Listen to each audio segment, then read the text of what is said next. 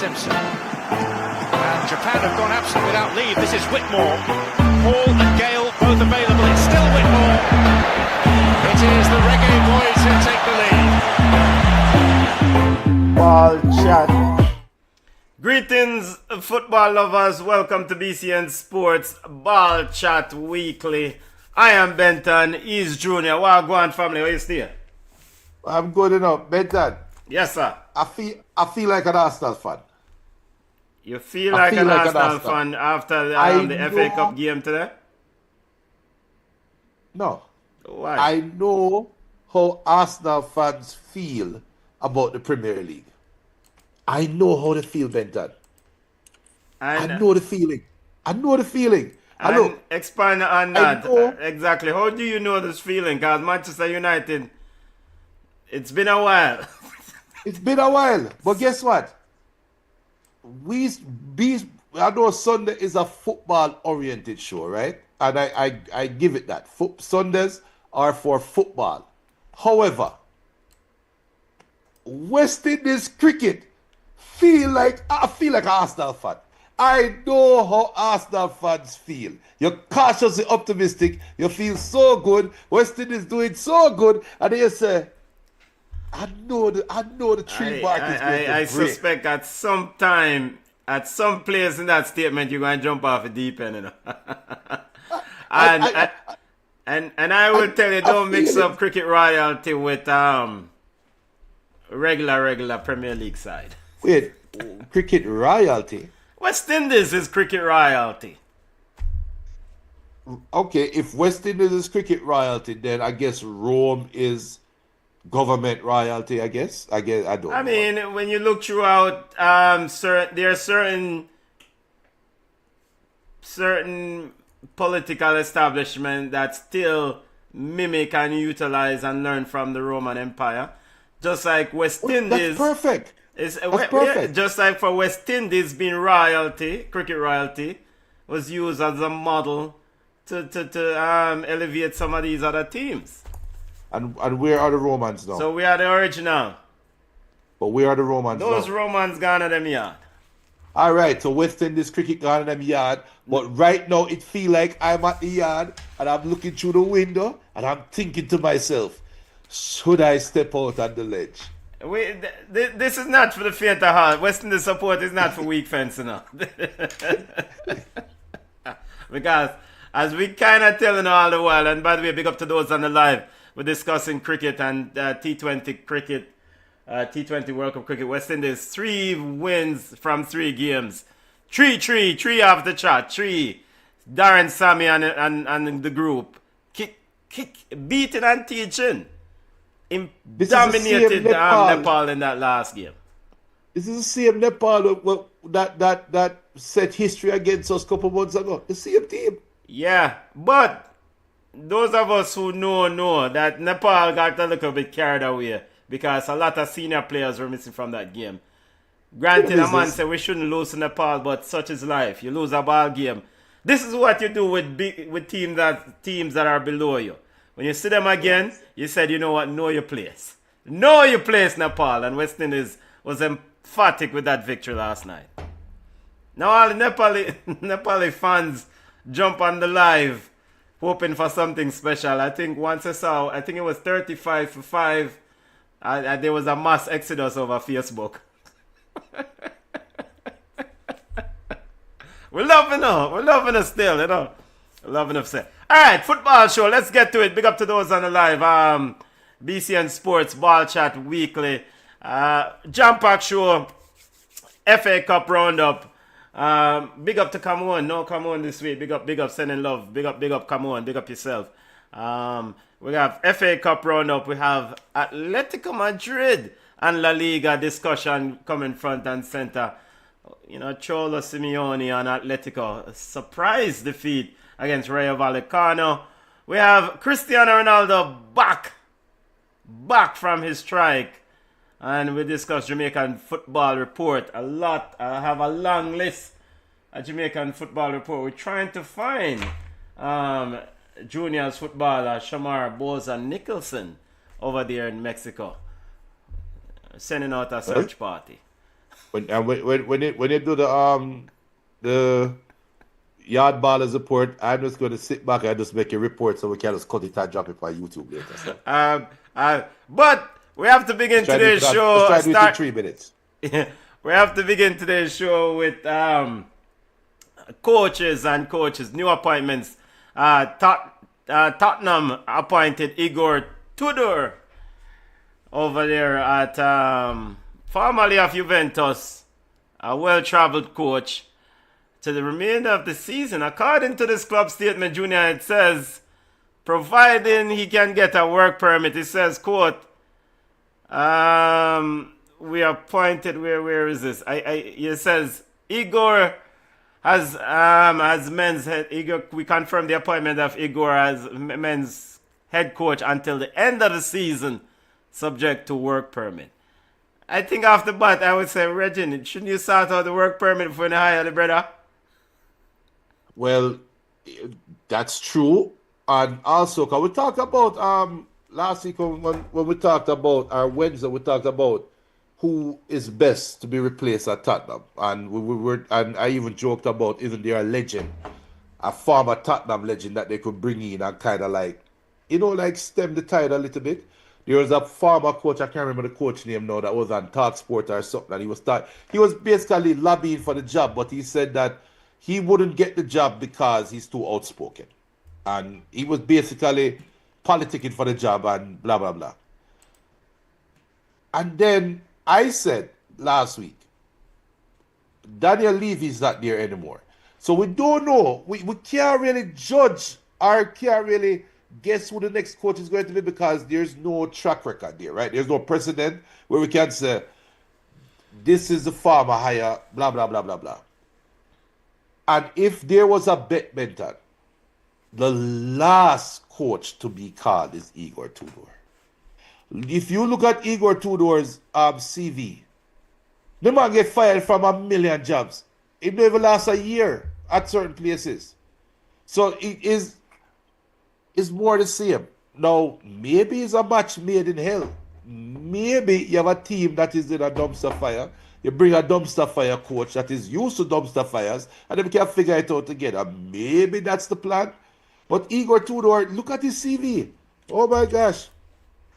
He's highly he's been sacked from many places, but this is either he's a very good interviewer, or interviewee, not interviewer, but there are those in football space who speak very highly of him, and he's highly regarded. Now, granted, it's one thing to be highly regarded, and next thing you know, make that next step, right? And I think for Igor, like this last Juventus job, I mean, Juventus hired him under the impression that he could take Juventus back to the promised land. And maybe that's a job too big for him.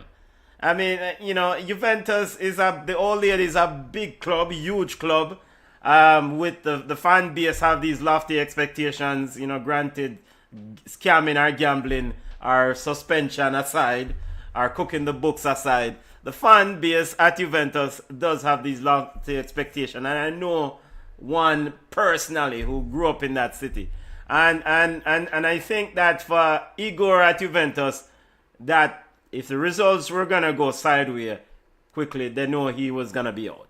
And so with that being said, Tottenham fan base don't have any lofty expectations. I mean, they're clamoring for Mauricio Pochettino, who didn't win a trophy for them.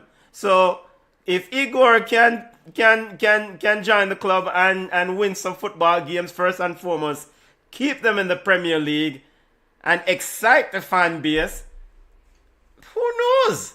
In the end of the season, who knows? Forget Mauricio Pochettino. So I think he has an opportunity here to kind of reignite,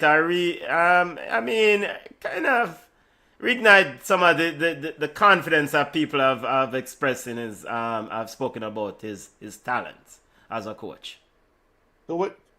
And fair enough, and I think everybody deserves a fair chance, which is, I gather that's what you're saying. Give him a fair chance before we bury him. Fine. Tottenham, Do you think Tottenham, this Tottenham team, if you were to say formation or approach the game, they are a back four team, right? Yeah, back four. Okay. Tudor is a back three coach.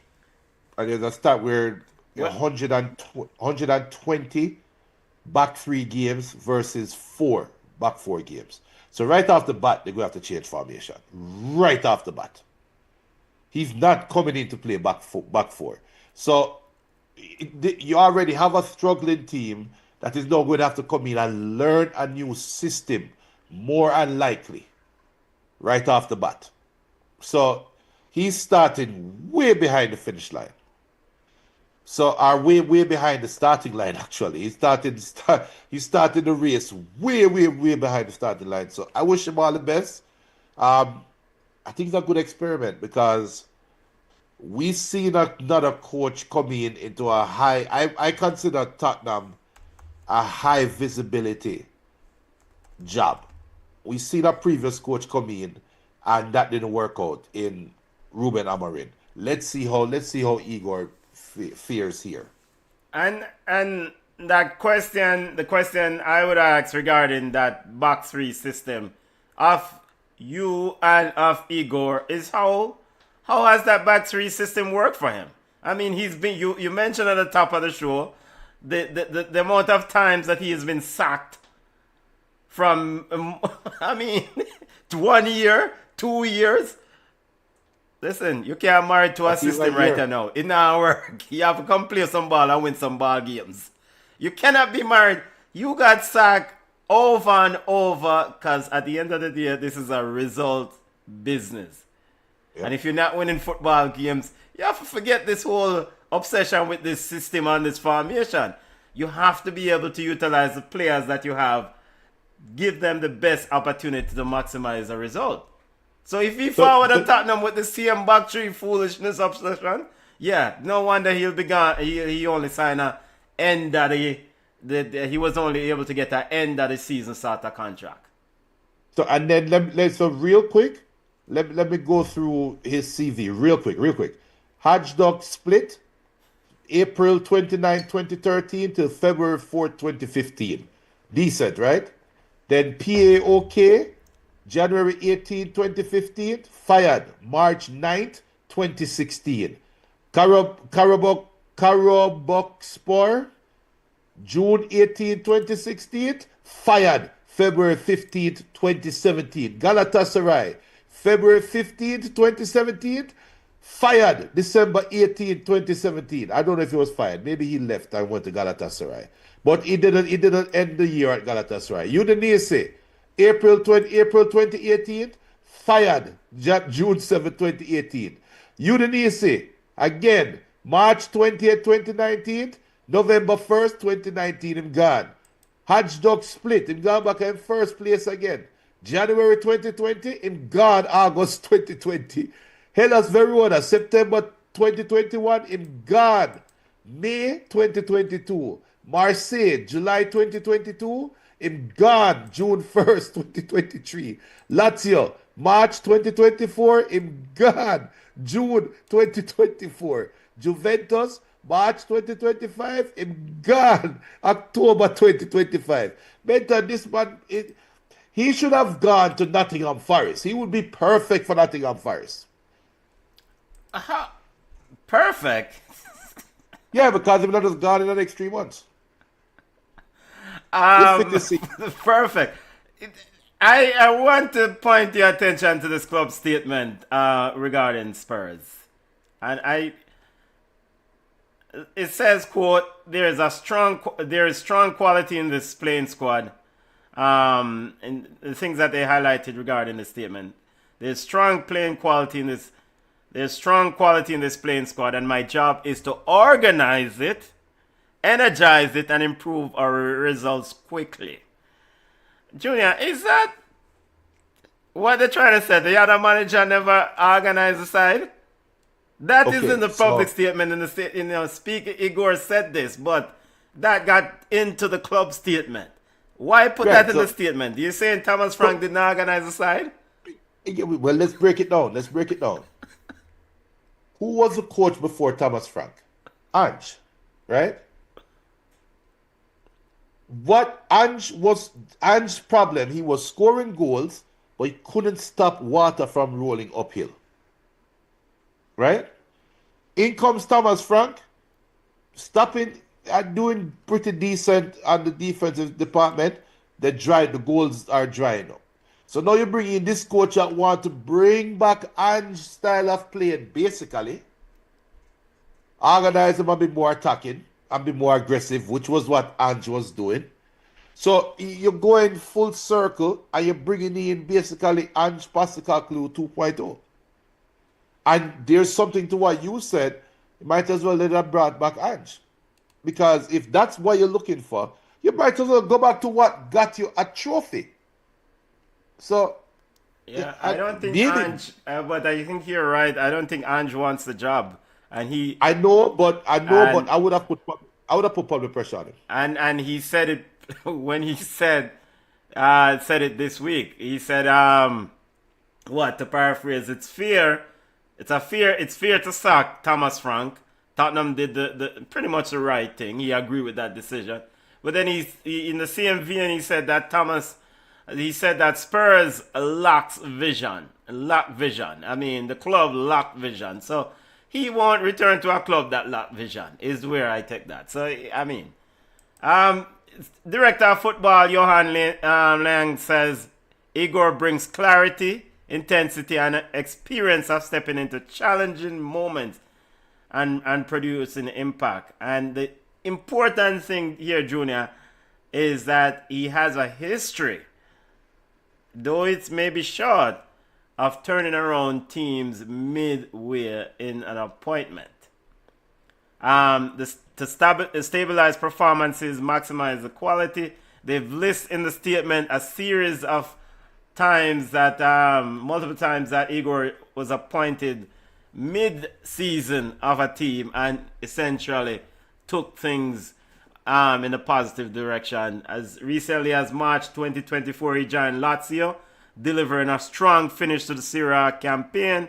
So in March 2024, they talked about his time at Galatasaray when he joined them, and he delivered something special. So I think that's what Tottenham, of course, is looking at. You can't say they didn't do their homework, Junior. They did their homework, and they did it well, looking at his successes, mid-season appointments. So they're hoping to replicate the same thing, right? Yeah. And big up, yeah. And I have nothing else to say about that. I'm done with Igor Tudor. And good luck to your boss. Big up to all those watching on TikTok right now. We don't know how to get the messages on TikTok as yet, but big up to all those watching on TikTok. But yeah, go ahead, better. All right, continue over the coaching carousel. Victor Pereira is now the new man over at Nottingham Forest. We discussed it. He said that it was almost inevitable last week. Now it is inevitable. It's official. Victor, formerly of Wolves, you got sacked from Wolves. Junior, which is the last place team in the Premier League. I guess, would this be considered failing up? No. To use Sean Dyche phrasing of Vincent Kompany. Because where Nottingham Forest is now is pretty much equivalent to where Wolves was. I would even think Wolves was a better team when Victor was there. Yeah, but he got sacked from Wolves, who was last place in the Premier League. And it's not that they played badly under him. I mean, they did play well, but regardless, they're still last place. And now he went from 20th place to 17th place in the job situation. Yeah, and it's weird. You know what is weird? Yes. Okay. Cool. So yes, he failed up. He failed from a precarious position to a less precarious position, but he's still on a nice edge. So he gets a second chance at life. Because Wolves going down. So, but I think he had Wolves trending better than where Nottingham Forest is trending right now. And that's a weird statement to say. It's a weird statement because he's going from bottom to, but I think Nottingham Forest is on their way down. Now, can he come in? Can he change the voices enough in the locker room to turn things around? Only time will tell. The funny part though to me is he's another Portuguese coach. So it feels to me like we're going full circle all over again. This is another coach, another team. I am going to argue that Tottenham went for Ange Postecoglou 2.0. I'm going to argue that Nottingham Forest went for Nuno 2.0. That's my argument. That's your argument. That's my argument. I think there is some sense of we had it better than we thought, and let's go back to what worked. Trying to replicate. Yes, So why don't yes. so then Because what- if it's one thing about Victor, he's very pragmatic, yes, yes. and he's going to bring that pragmatic nature back. Which, to be fair, Sean Dyche in himself is a pragmatic coach. However, I think Sean Dyche kind of put himself ahead of the team, while Victor and Nuno and company were the opposite. They have a different mental approach to the game where the players are expected to be pragmatic, expected to not be unorthodox, but the players are still expected to be themselves. While Sean Dyche is saying it's my way or the highway. Victor don't give that kind of personality. So I think they are going back to a Nuno kind of a system. And again, I think I said this a few times. Well, maybe I didn't. I did. Sean Dyche, I'm not a fan of his, but I am still a little bit perplexed by the sacking over at Forest. I mean, Sean Dyche did collect 22 points, 6 wins, 8 defeats, but I mean, you're not in the relegation zone. You're above it. I don't know what Marinakas. If there's any man to keep you in the Premier League, I think Sean Dyche is your man. Maybe Marinakas, the owner, doesn't just want to stay in the Premier League. I think they had a falling out. I think there was some conversation had that Sean Dyche reacted Sean Dyche and Mr. Greek. Marinakas, yeah. No, I call him the Greek man. I call him the Greek God. I'm thinking about a Greek God that I could use. I was going to say Zeus, but I didn't want to say Zeus. What's Zeus' brother name? I don't know, Junior. I will leave that to you. In Greek mythology, what's the god of war again? And him run Hades. Big up BM. BM supposed to be, yeah, man. Zeus' brother. All right, Junior, look up that. So Victor Pereira is the man. You know, here at BCN Sports Ball Chat Weekly, we're hearing about Greek goddess. Hades. All right, so you were right. I'm gonna start calling him Hades. All right, so Marinakas, aka Hades, is the man over there at the owner, and I mean, it's a no nonsense sort of owner, you know. And you know who Hades is in Greek mythology, right? The god of hell.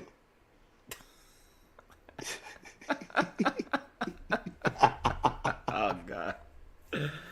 I guess there goes the ability to get Mr. Marinakas to join the show one day. And there goes our possible funding, but okay. All right, stepping away from administrative side of football now to games on the field. Starting off with the FA Cup weekend, Junior. Let's get to some of these results that stood out to you. First and foremost, I don't think there was any. I have to really dig to find any. Leeds and Birmingham Your side, Southampton. Yeah, Southampton. Oh, Southampton beat. Southampton defeated Leicester, Leicester right? City.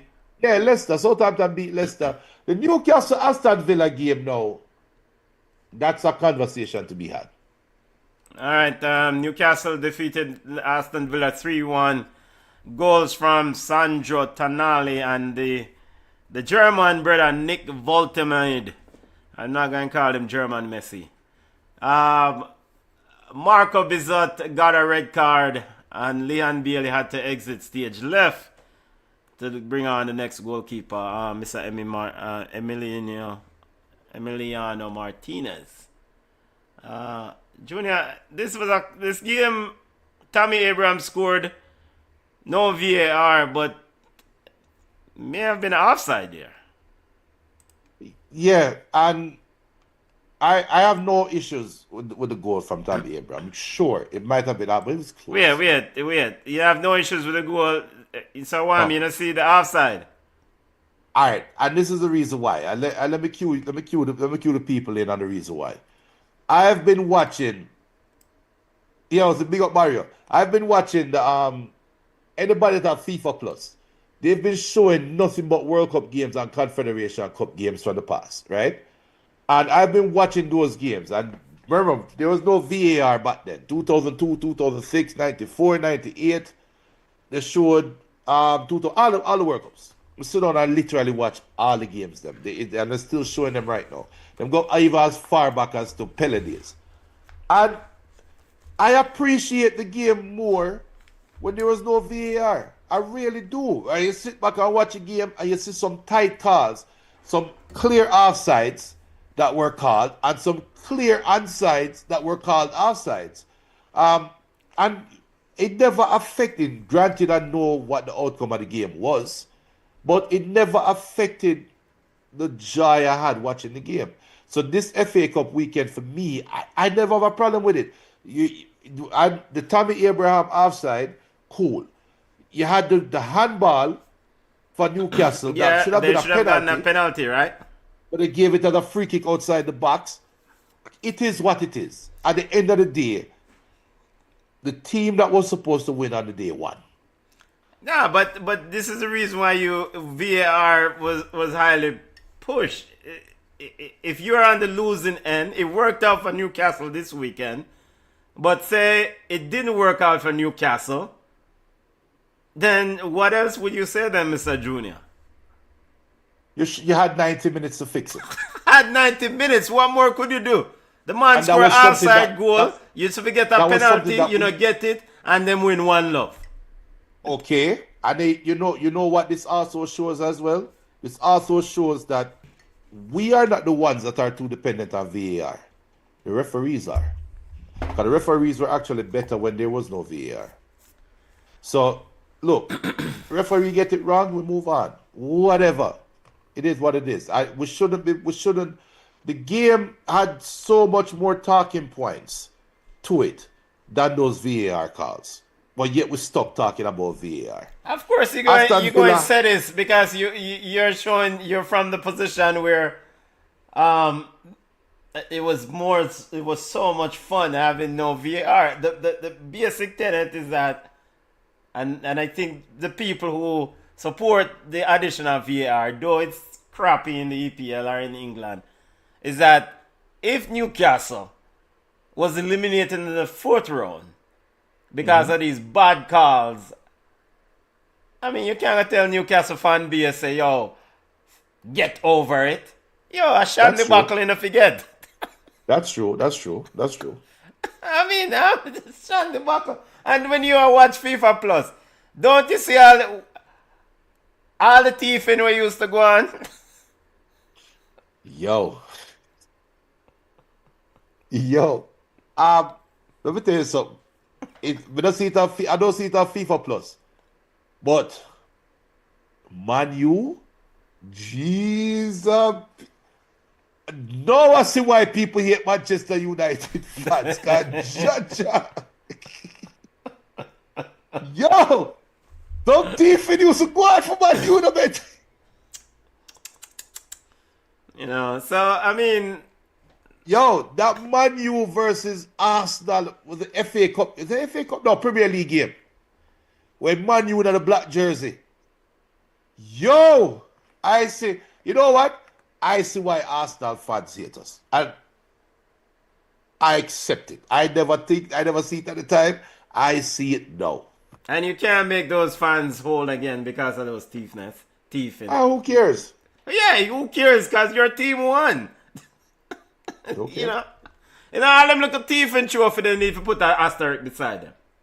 It's like Ben Johnson winning the 100-meter and tested positive steroids. No. It's like you win trophy with the referees making calls that are favorable to you. Benton, you as a Barcelona fan, Chelsea versus Barcelona. Yeah, exactly. Barcelona thief up a lot of trophies. Okay. Yeah, put a check on we can't, if we want to run genuinely competitive leagues, we can't have some man scam the league and buy out referees. Okay. No, man. And it's known to happen in quite a few different sports. Big up my brown envelope friend, come on. Continuing our FA Cup roundup. Man City's coach Pep says he was a little bit disappointed with the 2-0 boring 2-0 victory over Salford. Mansfield upset Burnley. Junior Liverpool 3-0 over Brighton. Comfortable. Leeds eliminated Demari Gray and Birmingham. Yep. And Arsenal impressive 4-0 victory over Wigan. Yeah, so tomorrow game I think is what everybody's looking forward to, the Macclesfield game. Because Macclesfield is the darling and them play Brentford and them hosting Brentford. So let's see if them can give Brentford a Crystal Palace special. But apart from that though, I mean FA Cup this week, which should be scary for Brentford. The FA Cup kind of went. The scores went the way everybody expected them to. And every FA Cup weekend, there's always a surprise, right? So Brentford better be very wary going into this game tomorrow. Yeah, Chelsea defeated Hull City 4-0. Pedro Neto with a hat-trick.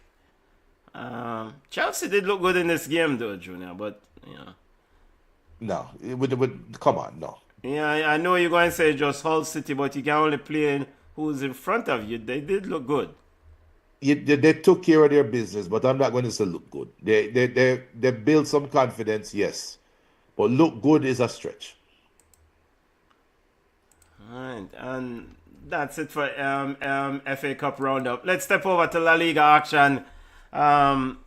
Controversial weekend in La Liga. First, before we get to Vinny and was it a penalty or not, let's start with this Atletico Madrid 3-0 suffered a 3-0 defeat against Rayo Vallecano. I mean, you beat Barcelona, Bata Bros Barcelona in Copa del Rey. Maybe that's a carryover, but you're not supposed to lose to Rayo Vallecano, Junior. 3-0. Yeah, so I don't know.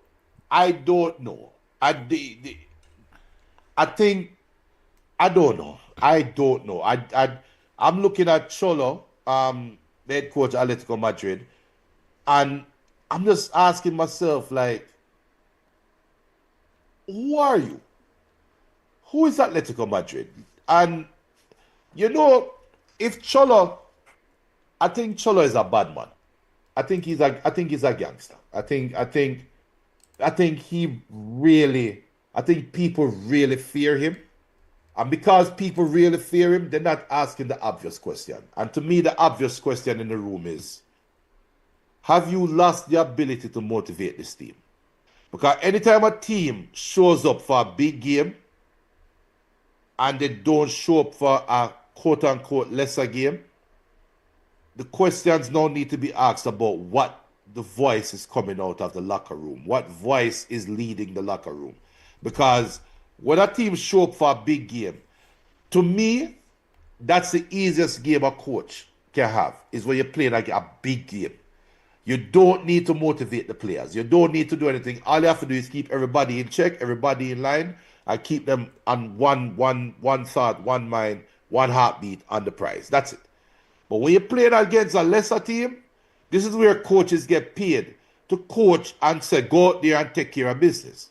So I think questions need to be asked. And every year we go through this cycle with Atletico Madrid, with Cholo. But I think now it legitimately have to ask questions about who is really leading this locker room. Have to. This is an interesting statement by goalkeeper Jan Oblak. He says, quote, goalkeeper for Atletico Madrid, he says, quote, it seems like La Liga has been thrown away. We can't lose matches like this. We can't play the way we did today. In this way, it's going to be difficult to compete. You don't choose the games, but out of all the games, you have to play at your maximum. You have to win, and I feel like we're not doing that. I know Diego Cholo Simeone. Oblak also explained what Simeone asked the team to do after conceding 2 goals. He asked us to be closer to the players because both goals were very similar. We defended both plays badly. The team has to show up in every match. So Jan Oblak is by throwing away. I mean, is it Cholo throwing it away? Is it the team that's throwing away, or is there a lack of priority on the La Liga for Cholo, knowing that they're not win the cup anyway? All right, so traditionally for a Diego Simeone team, let me now ask a rhetorical question. Traditionally, a Diego Simeone's team, they're going to come out, they're going to play hard, they're going to defend, they're going to play tight defense and run into the ground, right? The fact that Oblak has to come out and say the coach had to ask the players to do it after being down 2-0, he has lost the locker room. No, you can't say that about Cholo. But that's the thing. So that is the point that I am making. He has this aura about him where I'm not going to say it's fear, but he has this aura about him that he is the boss. But the evidence is kind of trending elsewhere. I mean, we might think he is the boss. We might say, oh, no way. No way Cholo is going to sit on these players overrun him. Yeah, but Rayo Vallecano is 4th from last in the division, and they just ran your ass off the field with you being 3rd in the La Liga. It's only the top 4 teams make it to Champions League, and you make Villarreal now overtake you on goal difference with Anthony and Real Betis hunting you down by 4 points. So maybe Cholo really don't have the locker room like we think he does. So then Cholo Simeone says, quote, when asked, did he agree with his goalkeeper? Why some of the journalists them just carry news, When asked if he agree with the sentiment of his goalkeeper, Cholo says, I don't agree with Oblak. The team doesn't pick and choose games. They competed poorly, and when the opponent plays better, they're superior and they beat us. He says we lack better choices on the field. I don't see this as a lack of motivation.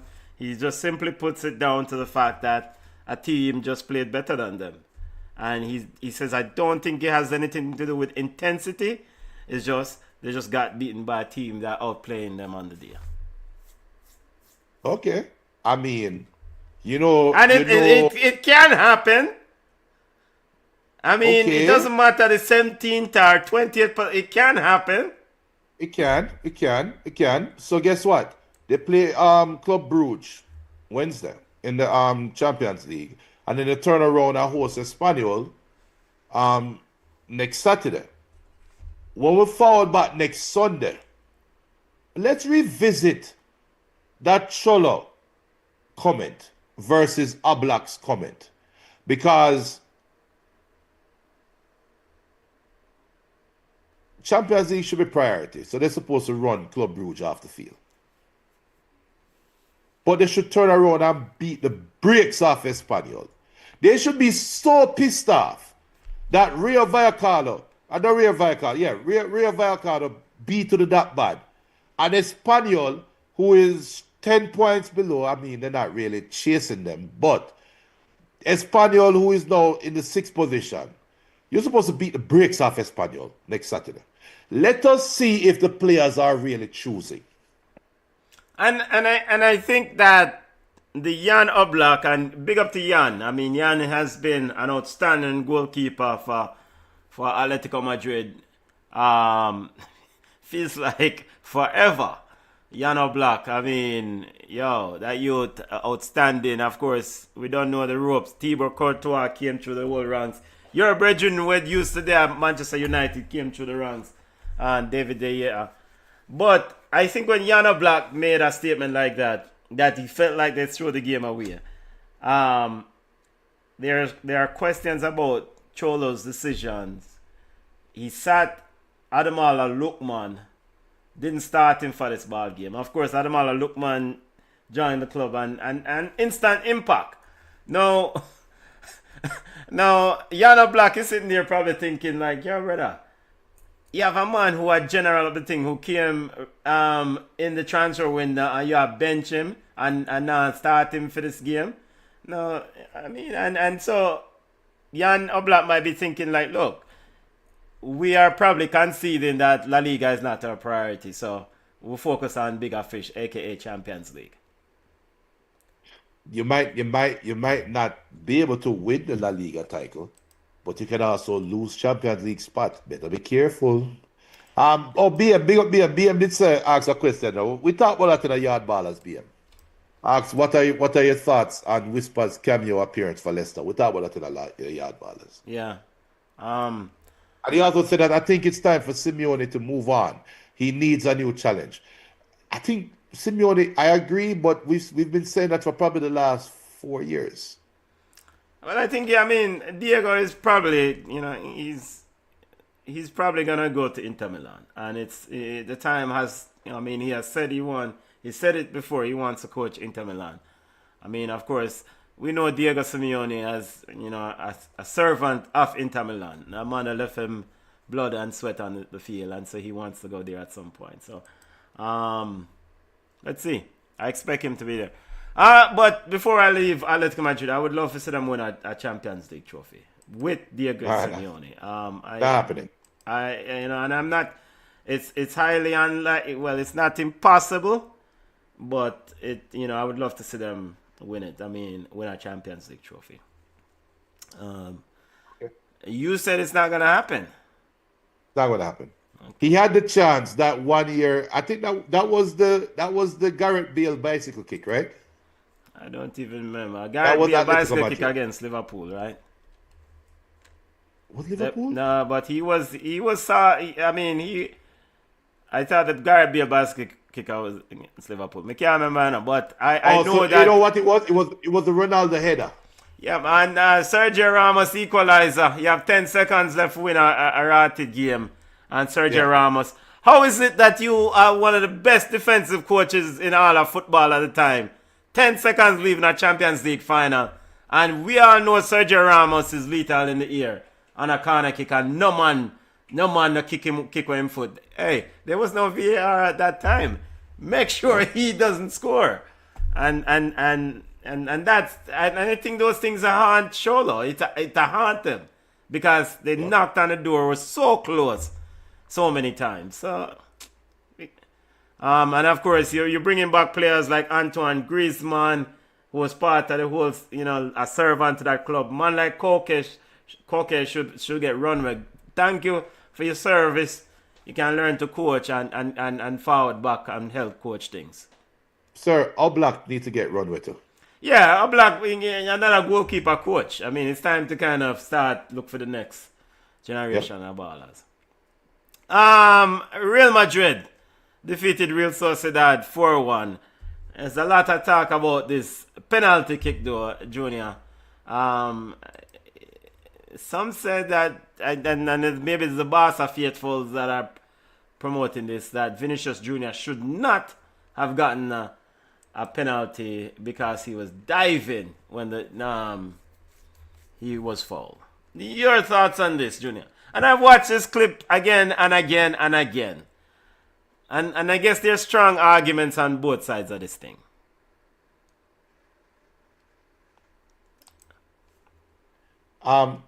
Is Real who is more pissed off about that penalty card? Is it Real Sociedad fans or Real Madrid haters? Real Madrid haters are Vinicius haters. Right. So the comment, one of my things that I don't like to rationalize the irrational, and I will not rationalize the irrational people. So, look, if you want to be pissed off about it, so be it. But it was a penalty. It was a foul. Now, is Vinny Jr. going? You know, there's a question to be had because I big up Bridget Cushion and the ball I never know. A baller told me this, sir. When we see a player diving, especially a star baller diving, I big up Bimbo too. When we see a star baller diving, more time he's protecting himself more than diving, you know. And when you think about it, yes, sir. I get the logic. I understand the logic. And you think about it, you have a baller that is skillful and have brought down the field, and him leave a defender and him does. And the defender come across with a scissors tackle. The baller not going to leave his trailing leg standing rooted in the ground for that tackle to break his leg. He's going to fall to the ground. And it's a very fine line. It's an argument that I wouldn't use. However, I respect the argument. And looking at that foul that Vinny got, or that penalty that Vinny, I think that was the second one. I can see why Vinny would drop. Brother, but I leave my foot when you are coming and scissors tackle me from behind, and I don't know what I can leave my foot there standing and you fall with your whole weight on top of my ankle and break my ankle. And then what people going to say? Well, it's unfortunate. No. Drop and take the foul, better. It's alright. Listen, and I mean, see if we can, post this thing, but listen, I think there are very arguments on both sides. I mean, I try to remove any sort of bias so we have to one group or the other. And here's my position on this. I think it's a penalty. I think it's a penalty because the left leg of the player, kicked the back of Vinny's, actually both feet. Now, there's a larger problem here with diving in football. And Vinicius Jr. and his friends, probably popularized by Neymar. Neymar brought diving to mainstream. Stop it. Who brought diving to mainstream? Who was diving more than? Who brought diving to mainstream?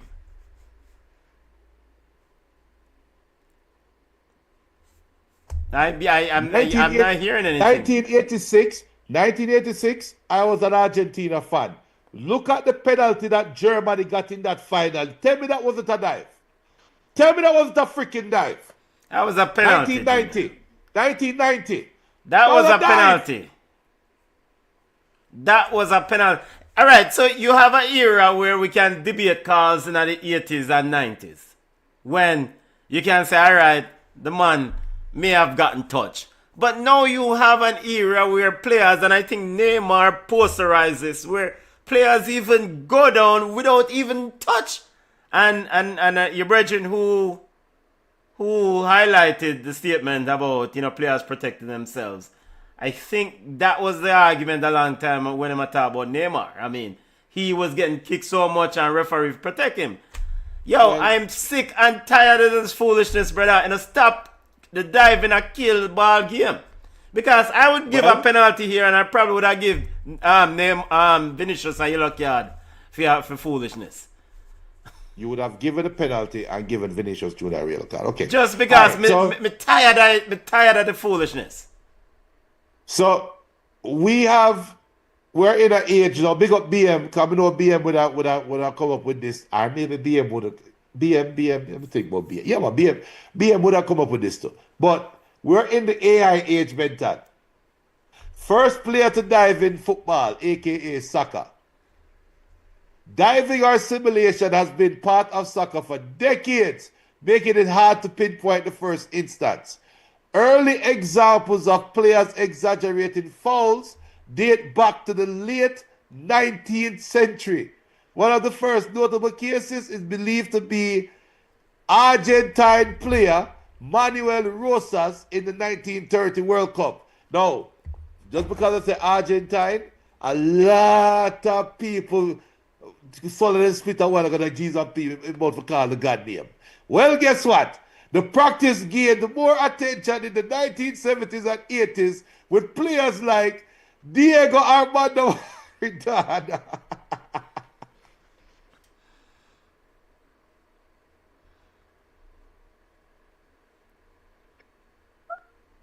Maradona a fish method.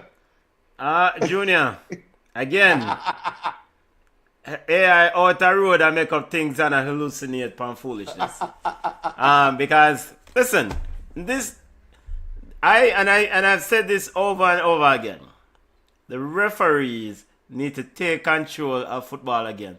Start issuing cards for diving. I mean, and so Vinicius Jr. started to dive before the brother even touched him. So the man just started throw himself to the ground before the brother even touched him. Now the brother idiot feared do them tackle from behind, right? So henceforth, this is why it's a penalty in my book. But this idea of this prevalence of diving now in the ball game, I've seen players rather try to dive and get a penalty than continue attack in our box. Even sometimes a man will break away to goal and a man will say, yo, the grass tripped me. Dive, penalty ref. Come on. Thing out of hand, man. I agree. I agree with you on that. Watch BM now. Don't forget, CR7 was notorious for diving as well, especially when he was in the EPL.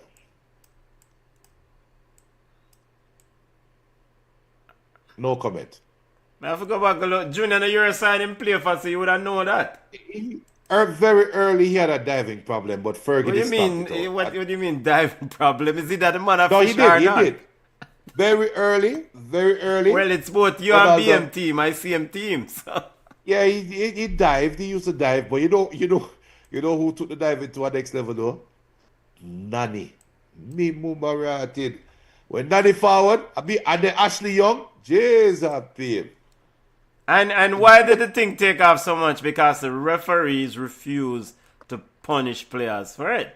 I mean, the thing gone too far now, man. I mean, it's just absolute crazy when we are debate whether this should be a penalty or not. So, all right, standing in the La Liga, Real Madrid leads the table.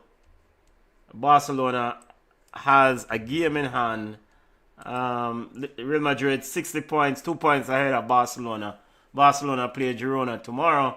Rayo Vallecano in 17. Mallorca, Levante, Real Oviedo rounds out the bottom of the table, Junior.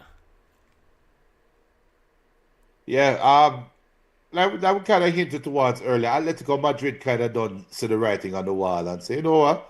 It's a Barcelona Real Madrid race now. We're not really involved in this. But I think the key thing for the La Liga is watch that Champions League race. And it's only becoming interesting because Atletico Madrid is so schizophrenic. And at the other end of the table, if you look at the relegation race, Real Oviedo gone, Levante gone, but from 12 from Sevilla all the way down to Mallorca. They are separated by only 2 points in the relegation race. So watch out for that. Watch out for that relegation battle. That third spot is going to be very interesting. All right, so BM says Man United is my team, but I have to bun out CR7. Don't like the diving business. He just what Messi in a fish in his later years at Barcelona. He's just prioritizing Messi, that's all.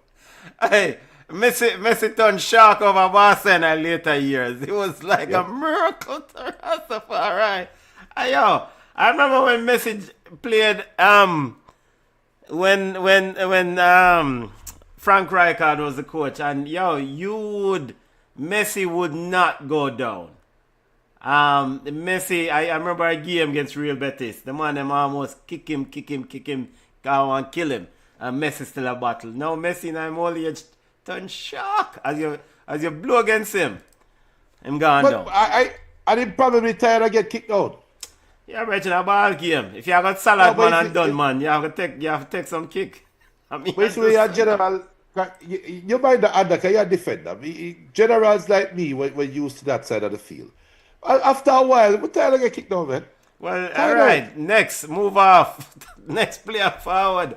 I mean, at the end of the day, this is part of the battle of the game. I mean, I treasure and love seeing defenders make sure a man knows, say, yo, you are there. You know, you can't just style and salad man and do what you want to do.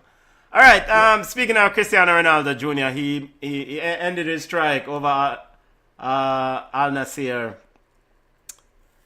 regarding player transfers. He returned yesterday, February 14. I guess he never have plans.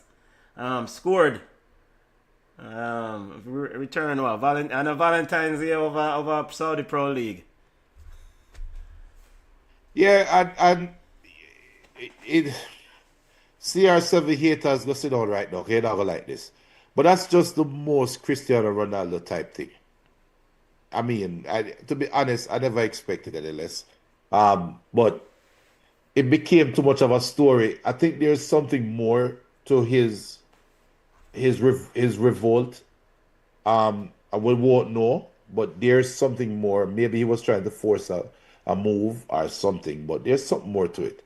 And I guess the end of the season we'll probably hear more. Something's going to happen at the end of the season. We're going to say, oh, that's the reason why. Hold on. Hold on. Yo, remove the Cristiano Ronaldo bias and talk about something. Why do I hope for something more or speculating on something more? Why we can't just work with what we have? No. Okay, so let's work with what we have. What was the purpose of the so why him want to make an next baby? So him gone with his wife gone. Him find an excuse and pull a Neymar and say, yo, but vex with the team, my God. But him really got on vacation. Or him gone at some party or something. Was Ronaldo at the Grammys? Was there some event that he was at? Maybe he wanted to do something else. I don't know. The Saudi Pro League came out with strongly worded statements and did interviews, their reps, with BBC and other English house, and say, yo, no man bigger than the league. And no player get to dictate our transfer policies.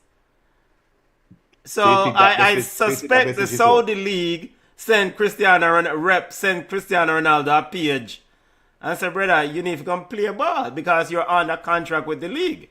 So there's nothing, I mean, and as my brethren over St. Catherine say, yo, you can't ramp with them on there, you know. Yeah, I say it too.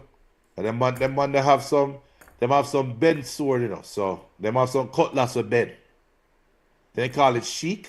I think that's the name, Sheik or something like that. Yeah. But it's good to see him back on the field, though. I mean, I think at the end of the day, I understand the gripe, but just come play some ball. I mean, I think he wanted Karim Benzema on the team to try win the Saudi League. But I just say, Brethren, you have Sadio Mane and Joao Felix. Junior, Joao Felix. Imagine, Joao Felix. Can you guys say more? Joao Felix just never reached nowhere near the hype, the expectations, nowhere near those goals. Is Joao Felix the last overhyped baller? I don't think he would be the last. I mean, there are others there will always be an overhyped baller, and it's probably No. Because remember, what I mean by that is we don't have a highly coveted. Football has changed now with the whole FFP or whatever. Well, that's in England, but they also have the FIFA, the UEFA rules as well that governs contracts, and that kind of dictate how teams can bid and war over players. I think Joao Felix is the last of that generation of baller that come with such a hype, and then people buy into the hype before seeing any kind of results. I cannot think of a baller that is after Joao Felix that failed the way he failed the hype. Can't think of a baller. Yeah, I mean, I can't think of any, but I think it's inevitable that someone will arrive again. I mean, in this transfer business and football change. Football change. No, man, I think it will happen because market forces will push this thing again. No, ultimately, you ever get to a stage where you hear about a baller and this man want the baller, that man want the baller, and then the money are gonna get spent. But in this stage I agree that because of PSR, but even from the PSR profitability and sustainability rules within the Premier League are the overall financial restraint rules in UEFA. Clubs have been pushing back against those rules and want more flexibility, more latitude to be able to transfer and move players. So those rules, I don't think will last much longer in terms of. No, those rules are ironclad. What? No, ironclad now. Hell no. They're ironclad. Trust me, that's not shit. No, that's not Hell no. But how can you tell a club, a man who has money long like rope, or a woman has money long like rope, and try to dictate to them how much money they should or should not spend? I will easily point to COVID year. I say all I know was on the face COVID year. So no, let's just kill that argument right now. But what these teams are doing to go around it, you have foreign owners now. So you have a lot of relationships that are happening behind closed doors. Where if a team, let's say Nice and Manchester United, currently owned by the same owners. Nice can scout a player, bring in a player, help another team bring in a player under the guise that they're getting this player ready for Manchester United and get the players to prove themselves. We're not seeing any more starlet coming out of Brazil, starlet coming out of Portugal, starlet coming out of France and walking right into a big side. Them days gone.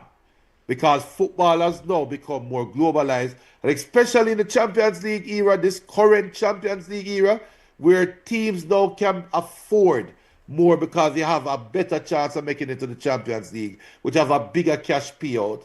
So these teams now, these obscure teams, can now afford these players. So they can bring in, prove themselves, and then parlay for a bigger contract. So them days gone mental. Trust me. No, I don't think because the multi-club ownership model is already under attack, because you saw what happened to Crystal Palace and the UEFA competition, right?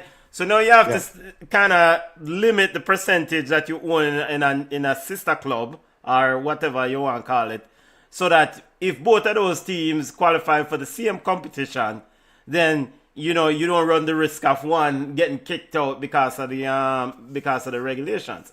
The break-even rules now have changed. They've modified some of the rules regarding how much you need to, and give you the time span to break even. Now it's up to 3 years.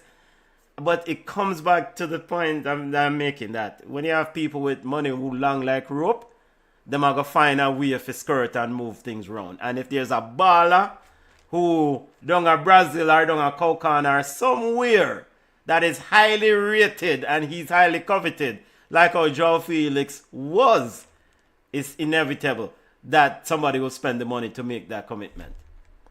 So, question. Yes. Why haven't we heard about this baller over the last... I don't... We don't have no time for this, but I can't think of a starlet baller. I mean, that baller would have been, you see, Chelsea signed the young player Estevao. So he was that baller, so Chelsea is quickly to get to scoop him up. No, but Estevao proved himself in the Brazilian League. Estevao proved himself in the Club World Cup. So no, Joao Felix was excelling in higher level competition in Europe when they made the big splash to come to Atletico Madrid. But there hasn't been, because Joao Felix, Estevao hype is nowhere near Joao Felix hype. Nowhere near. I agree. It's nowhere near. Joao Felix hype is in that Robinho, Gonzo, who I can't. I agree that his hype was in that upper echelon. And he was at a stage where people were looking for, and the marketing, and big up, I don't know at the time if it was Jorge Mendes was his player agent, because the man that can sell whatever to whatever, Can sell water to a whale at the bottom of the ocean. So them can sell whatever, sell water to a river. But at the end of the day, a lot of football owners were looking for that. Club owners were looking for the Messi, Ronaldo next big thing. And so that Joao Felix, when he excelled at Benfica, I think it was Benfica at the time, people say, we have to sign him up. We have to get him. And out of all the places, Atletico Madrid, imagine this, Atletico Madrid splashed on 120, 100 plus million. This is, and didn't fit their playing style. Yeah.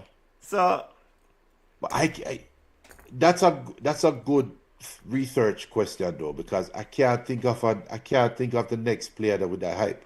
And football has changed. We don't even care about young player hype anymore. I think Yamal was the last one. Lamine Yamal was the last young player to me with that hype. But right now, Estevao, everybody look at him like he's just a young player at Chelsea. There's no more of that. I thought Hendrick had similar hype coming out of Brazil. I thought Hendrick had, in fact, I think Hendrick had greater hype than Estevao coming out of Brazil.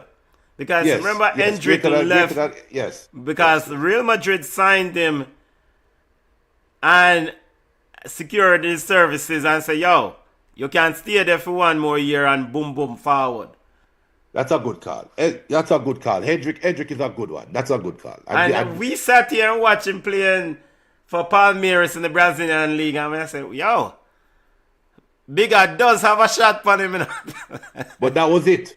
Be honest though, that was it. After that, be serious. I said, not skillful, him not super fast, him not big, him not strong in the ear, him can't beat nobody. I never believed in him when I saw those clips. But I will say this. I've been watching him in the French league for Lyon, and sadly he picked up a red card the other day, which out of all the times to pick up a red card, is not the time, Hendrick. But he was absolutely outstanding in the first few games that he played for Lyon. And yes, we can say, boy, it's a French league or whatever. Well, and we can't dismiss it as just a league, because the same ones who are dismissing it as just a league, just a local bug league, are also celebrating the accomplishments of Mason Greenwood. So, in the same league. So, with that being said, Hendrick excel. The goal him score what he against I think Marseille from outside the 18-yard box was a rotted goal. He's enjoying football. He also looked like him drop a few pounds too. Yeah. He should be motivated. I mean, now we're seeing a motivated Hendrick. Go there and get your teeth cut and forward back. And I don't think the talent was the question. I think the ability to play when the lights are bright is the question. The ability to play amongst some brighter lights than you and still find a way for your little light to have some kind of influence. That was his problem. So I don't think talent is the problem. I think he needs to learn how to play for a big side. You don't just get up and just run in a big side and say you're ready. Who is you? What? Come on now, man.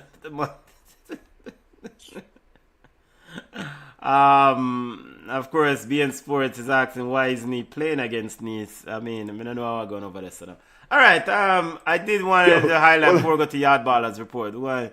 BM says, like Judah said, let's give Edric credit. He always looks professional. Shirt always in them shots.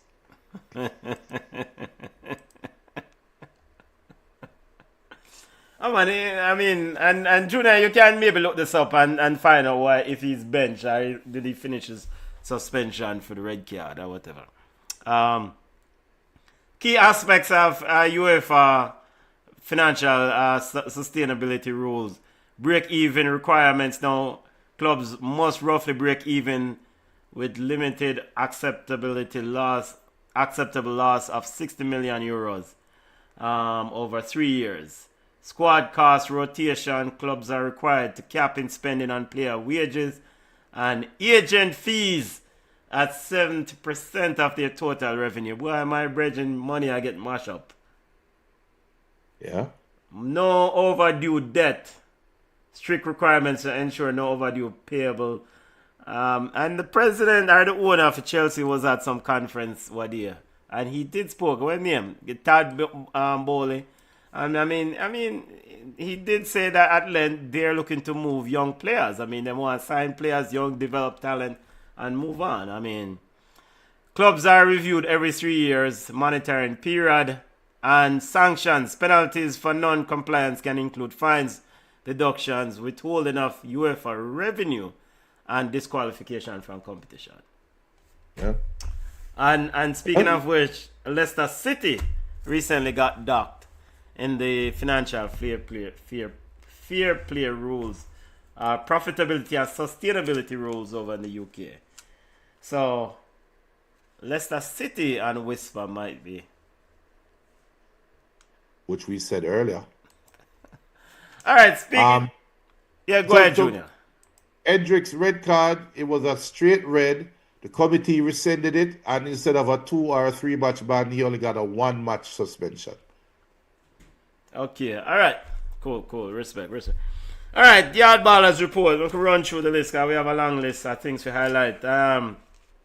Khadija Bunny Shaw scored a goal in a 6-0 victory over Leicester City. Junior, 15 goals now for Khadija Bunny Shaw.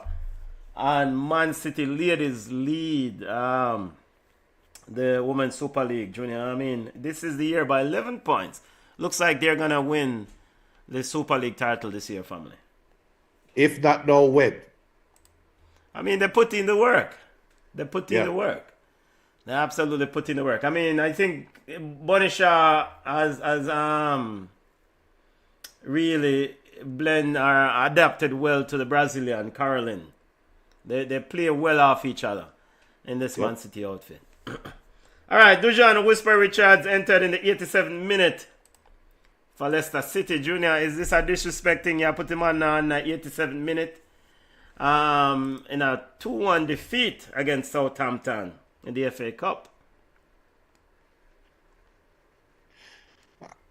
I don't know how to answer that question, Benton. 87th minute, Junior. He almost scored, though. Actually had a ball cleared off the line. And also had a very good cross that almost find the back post as well. In his cameo, so BM did ask about that. How how do we rate his cameo? What we think about his cameo? Based on what you just said, I guess you would have wanted him to see more. It's very positive. One thing that I am seeing from Whisper is that the game is not too big for him. So that's a positive side. So now it's all about, I'm going to assume, getting match fit and getting also, I would say, get the chemistry and get acclimatized with your new teammates as quickly as possible so you can get more playing time and show what you can do. But in the very small data set, he's looking the part so far. Listen, man. At the end of the day, I expect Whisper to be playing more minutes, actually, in this Leicester City team. I would like to see him get more valuable minutes on this Leicester City team, especially in the game in a FA Cup game. I mean, you're playing against Southampton. Come on, coach. I've been saying, and BM just pointed out that I would love to know what Chantel Swaby was thinking marking Bunny Shaw on Friday. Chantel Swaby of Leicester City pick up 6-0. I think Chantel Swaby over Leicester City she had tried her best, Bridget. She is trying her best. She had more problems to worry about than just marking Bunny. Bunny only scored 1 out of the 6. Yeah, Leicester City ladies, she had tried her best over there. I mean, I'm a huge fan of Chantel. She had tried her best. Continue Jamaica football report. Leon Bailey was subbed off, Junior. Red card to the goalkeeper, Mark Bezat. Leon Bailey subbed off for Emmy Martinez. Newcastle won the game 3-1. But the good thing for Leon here is that he started the game. That means that and he had a couple he had a very good cameo as well. And it's just unfortunate. A brainless red card cost him his opportunity at the game, and they were leading when he came off. Yeah. So they were what? One of those. They were leading. They were up. Yeah, they were leading 1-0, but yeah, I mean, why the coach have to take off the ball though? I couldn't take off nobody else. Okay. So let me call some names around you, Benton. Ross Barkley, Douglas Luiz, Amadou Onana, Tammy Abraham, Morgan Rogers, Leon Bailey. Those are your midfielders and attackers. Of all of those players, which one of these players you think will be less effective if you are down to 10 men? Point taken, right? Cool. We'll move on. But that's not the question. The question is, out of all those players, the question is, out of all those players that you just called, which player would you like to give a rest? This is the FA Cup. Which of those players would you like to give a rest? It's not rest. It's not rest. You're up 1-0 and you're thinking about batting down the hatches now because you have to play 45 minutes down a man versus Newcastle at home. You're playing at home. You're playing at Villa Park. You're down a man. You're going to have to defend the next 45 minutes. Which one of those players you think would be a defensive liability? But you cannot just defend the entire next 45 minutes. You want to score. You want to remain a threat. You're going around the point. I mean, yes, Bailey would be the defensive liability, but I will say this. But that's how it ends. No, it doesn't end there, so I will say this. Morgan Rogers has played so many minutes. You're in the Premier League. You're in other big competitions to play. This is the FA Cup. Leon Bailey was brought back to play minutes for you. Mm-hmm. Give Morgan Rogers a break. Let him sit and rest, stretch his legs, and let Leon Bailey continue to play this ball game. Morgan Rogers is a huge part of everything that Unai Emery's hoped to achieve in the season. Because he's that vital a player to them. And Rogers did come off. He did come off for Come off later on that Or- ball game. Should I take him off right for the goalkeeper? Go and make Bailey tape on the field. yeah, but then you're going to ask Bailey to run back and defend, or would he do that? Well, I mean- That's what I'm pointing towards. Would Bailey run back and defend? That says no. That says no. Coach, You know that. coach, a girl on the thing, Bridget. Leave Leon Bailey on the field. Take off Morgan Rogers. Tell him to rest. Call it what it is, and we just keep moving. Okay. Continuing yard ballers report. At least that's my position. Because I want to see Leon Bailey run for the thing. Damian Lowe made his debut over in Indonesian Super League Junior. I think this name is Dewa United. They secured a 2-0 victory over PSM. Lowe and this club is in the 11th position. Had to make a start, Junior.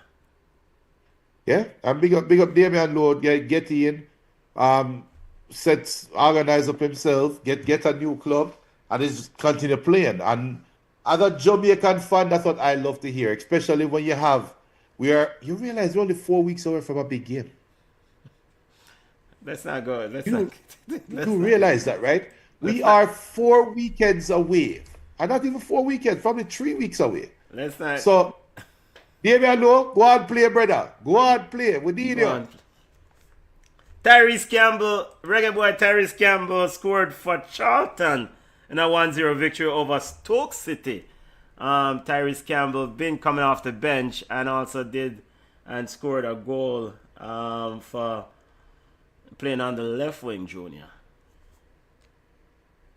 Yeah, and same thing go for Tyrese Campbell. Well, we don't know if we might get games still, but Yeah. But this is a strange one. Kaim Dixon recalled by Charlton Athletic from his loan deal at Crawley Town. Kaim Dixon is nowhere to be found in terms of the squad. I want to know, and it seems like MG Military Guna covered this. Big up Military Guna Junior. I don't see anything about Kaim Dixon. I link a agent and here what go on, and the agent's supposed to give us some info. He was recalled by the club February 2nd. When you look at and check out Charlton Athletic chat sites and fan chat pages, they discuss Kaim, and some were saying that maybe he should go on loan elsewhere because it look like it don't go on at Charlton. So my question is, if the man that play ball down at Crawley, why recall him just to come sit down and go on easy? so out of respect for the baller, I'm not going to. And choose your next words wisely, you know. Right, exactly. I'm not going to. I'm going to wait until credible reports come out and saying this is what is happening, because it could be a number of different things that cause the situation to go the way it's going, and it could be things that are off the field. So we're not sure. I'm not saying that's the case. However, these players are humans and they also have a life off the field, and we don't know if that is affecting him, and hopefully that's not the case. But I think there'll be more to see, or there'll be more to come on that. Yeah, more to come. As we get some updates, we'll pass it on. BM says, I think Dixon will be playing reserve team football. And that would be best. That to me, that's the best outcome of this story, if that is true, because that let me just leave it at that. That could be the best outcome. So Kaim is turning 22 this year, Junior. Yeah.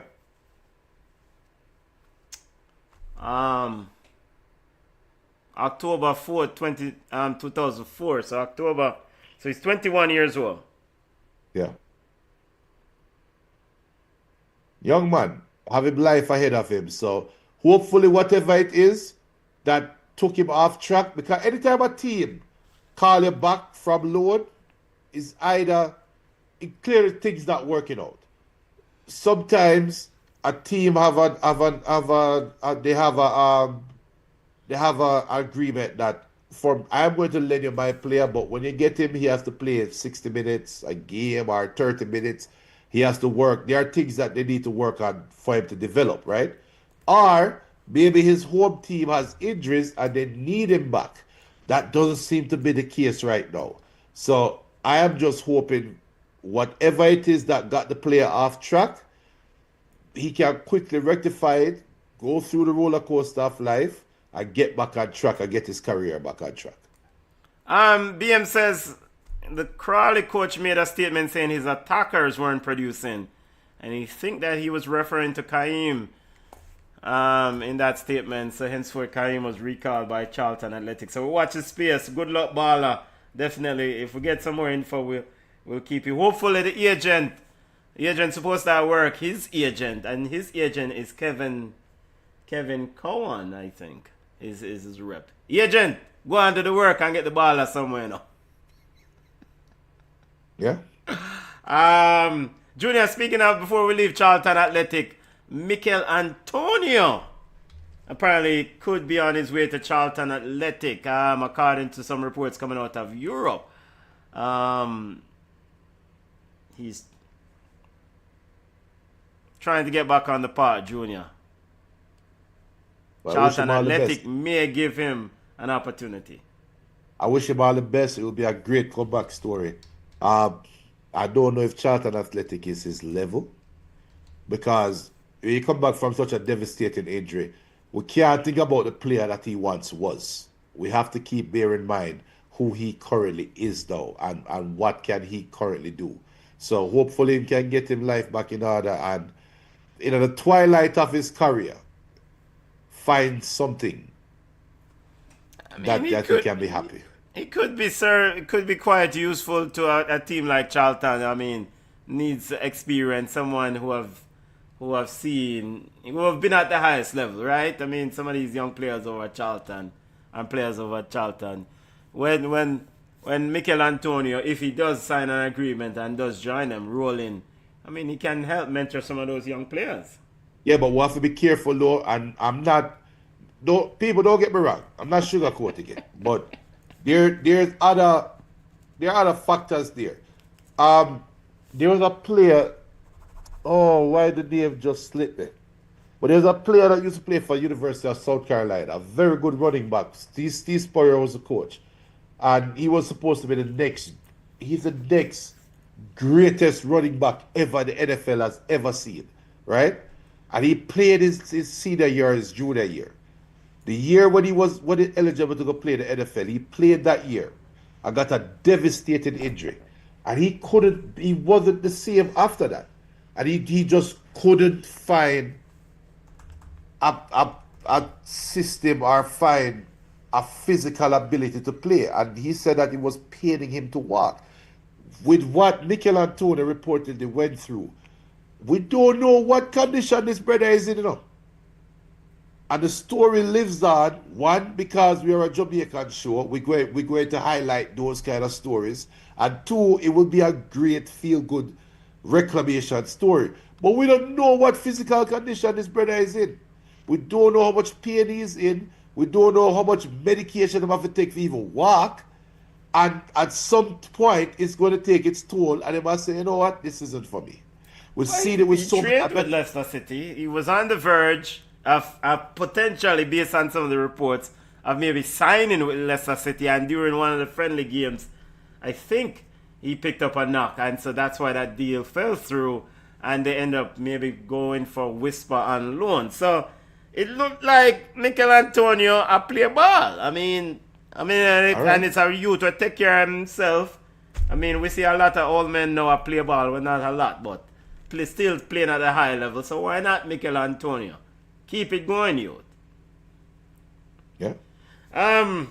Trevante Stewart Jr., you're a big baller. Trevante Stewart came on in the 65th minute and he didn't score in a 4-0 victory over there in Israel. Trevante Stewart going to the work, Junior. Maccabi Haifa. Make the selection in the next, actually it's 5 weeks, March 26th.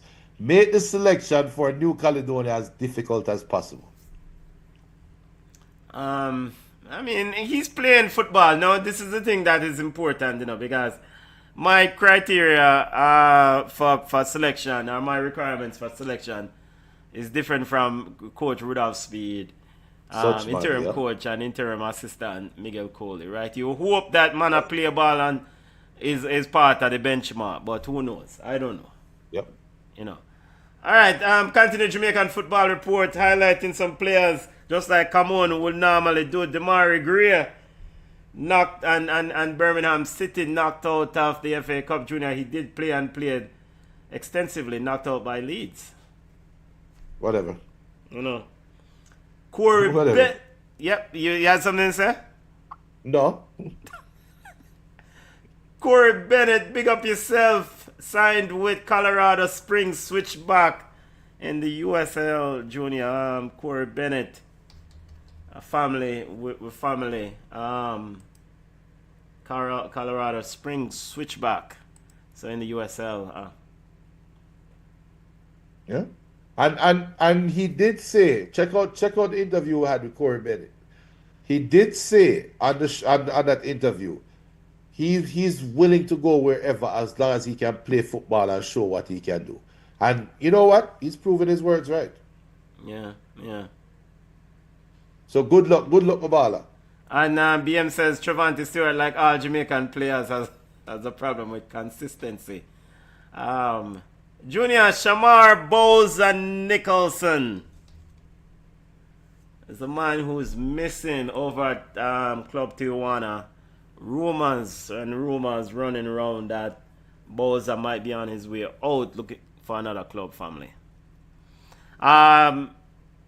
According to Flash Sports, he hasn't been in the squad for the last few games. Yeah, and Shamar, you said there's two sides to a story. Well, hey, you're Right? taking the diplomatic route today, no? This is diplomatic. No, but Hey, I like this Junior rather than conspiracy, bro. it's not diplomatic. There's two. Anytime, look, we saw it with BM boy who went missing in Turkey. Cephas, Ronaldo Cephas, Cephas. who's now in the Russian league. They're on a break. Right, and it's the same thing. No, it feels like, and people, I don't understand this going missing thing from a player perspective, from a team perspective. I don't understand how this benefit anybody going missing. So there are two sides to a story. I'm sure Shemar has his reasons why. Maybe he had a bust up with the coach. Maybe he had a bust up with the staff. I don't know. Maybe he don't like the chalupa them anymore. So he want some jerk chicken. We don't know. So I'm not being political, but we don't really want to jump down a player short unless we know for a fact that him deserve it. Pause. So I'm going to wait. I'm going to say the jury's out. Let's wait and see. Because we don't know. Suppose the team will try to freeze him out. We don't know. BM says from Boza go to Russia, he hasn't been the same. It's unfortunate because his career looked very bright in Belgium. And I said it at the time. So this is where I'm proving to you now that I'm not being diplomatic. I said it at the time. Remember, Boza picked over there that come play the Jamaica game, And I said I would never forget it. Junior, and I want to remind you, long to get a flight in a war zone, I come to Jamaica come play ball. That should be give you even more reason for leave and come play the game. You ever take a plane and have a pilot and try that missile, brother? So you want to stay at house and dodge missile. Big up, Boza. Good luck to your family. Go and do your work. Hopefully, we'll find out some clarity of where you end up. But don't know. We support the eye and continue to do your work, Now over to the Jamaican Premier League, Junior. Scores up there. Charlton 2-0 over Treasure Beach. Malines suffered a 1-0 defeat to Racing. Montego Bay United over Cavalier 1-0. Mount Pleasant 4-0 over Dumbo Holding. Spanish Town Police found the key 1-0 over Harborview. 2 red cards in this game. 7 p.m. Waterhouse Firehouse will take on the man them from Tivoli. I think the thing you have to point to the most is Harborview. Both teams had drastic coaching change. I think Harborview even changed them coach again since I know. I said that Vassal was out. Was that the? In fact, we can look it up right as unless me did get rid of it. I think didn't we? Yeah, that's what it was. So Spanish Town Police finally find a beating stick in Harborview. Finally find a beating stick. And, you know, that basically sink Harborview now, you know, to relegation, basically. Because if 2 teams get relegated, Spanish Town Police with no guard. They are on 15 points. They played 23 games. Harborview is on 16 points. And Treasure Beach is above them on 22 points. So Harborview needed that win. Even though Harborview have 1 extra game in hand. But they needed that win. And the man them dash it well. And get like a fat Bob Marley. So it's those 2 teams, they just need for just start over, unfortunately. And just Harborview need to be studied. BM has been asking it every week. Harborview should be studied. That. But I mean, this is not unique to Harborview. We have teams that, you know, them have seasons of doing well. Remember we are all celebrate Cavalier right now, but I distinctly remember a time when Cavalier was a bug side. And I think after Clive Duncan era ended at Cavalier, I mean Cavalier was a bug side. So Harborview just needs someone or leadership to step in. And Boys Town, where Boys Town there right now?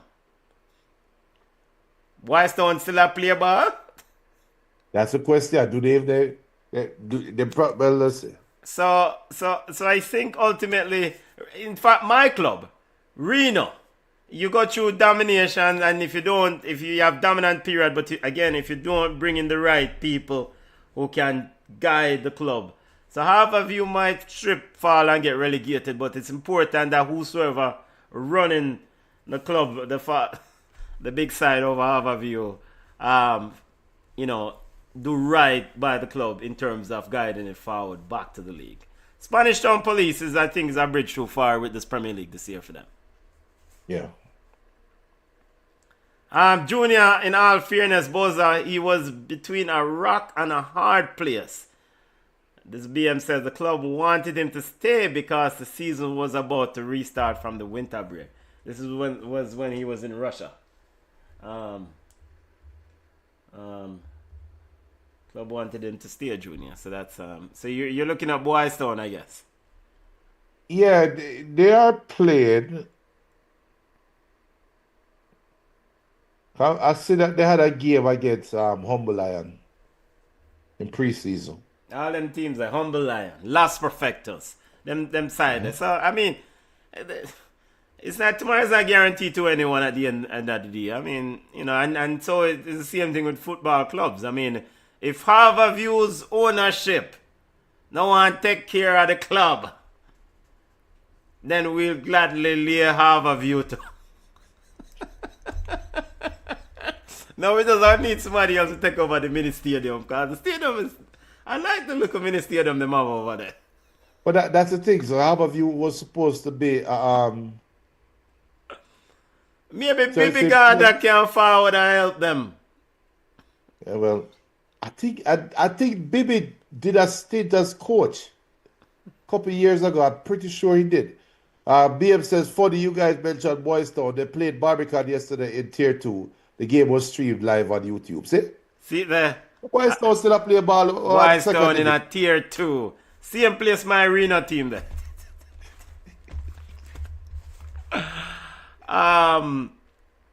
Boy, Carl Brown. One of the most, big club, a big club. Don't lose that. Boys Town football legacy right there, sir. Football legacy. I was used to play for Lenny Hyde. Lenny Hyde used to play for Boys Town too. I don't even know, Junior. And I speaking think of the Lenny Hyde Hyde, brothers- is he what? Where is he coaching now? Is it Harborview or Waterhouse? Lenny Hyde never had some problems, was he? He took over some. Where my coach? Lenworth Teacher Hyde.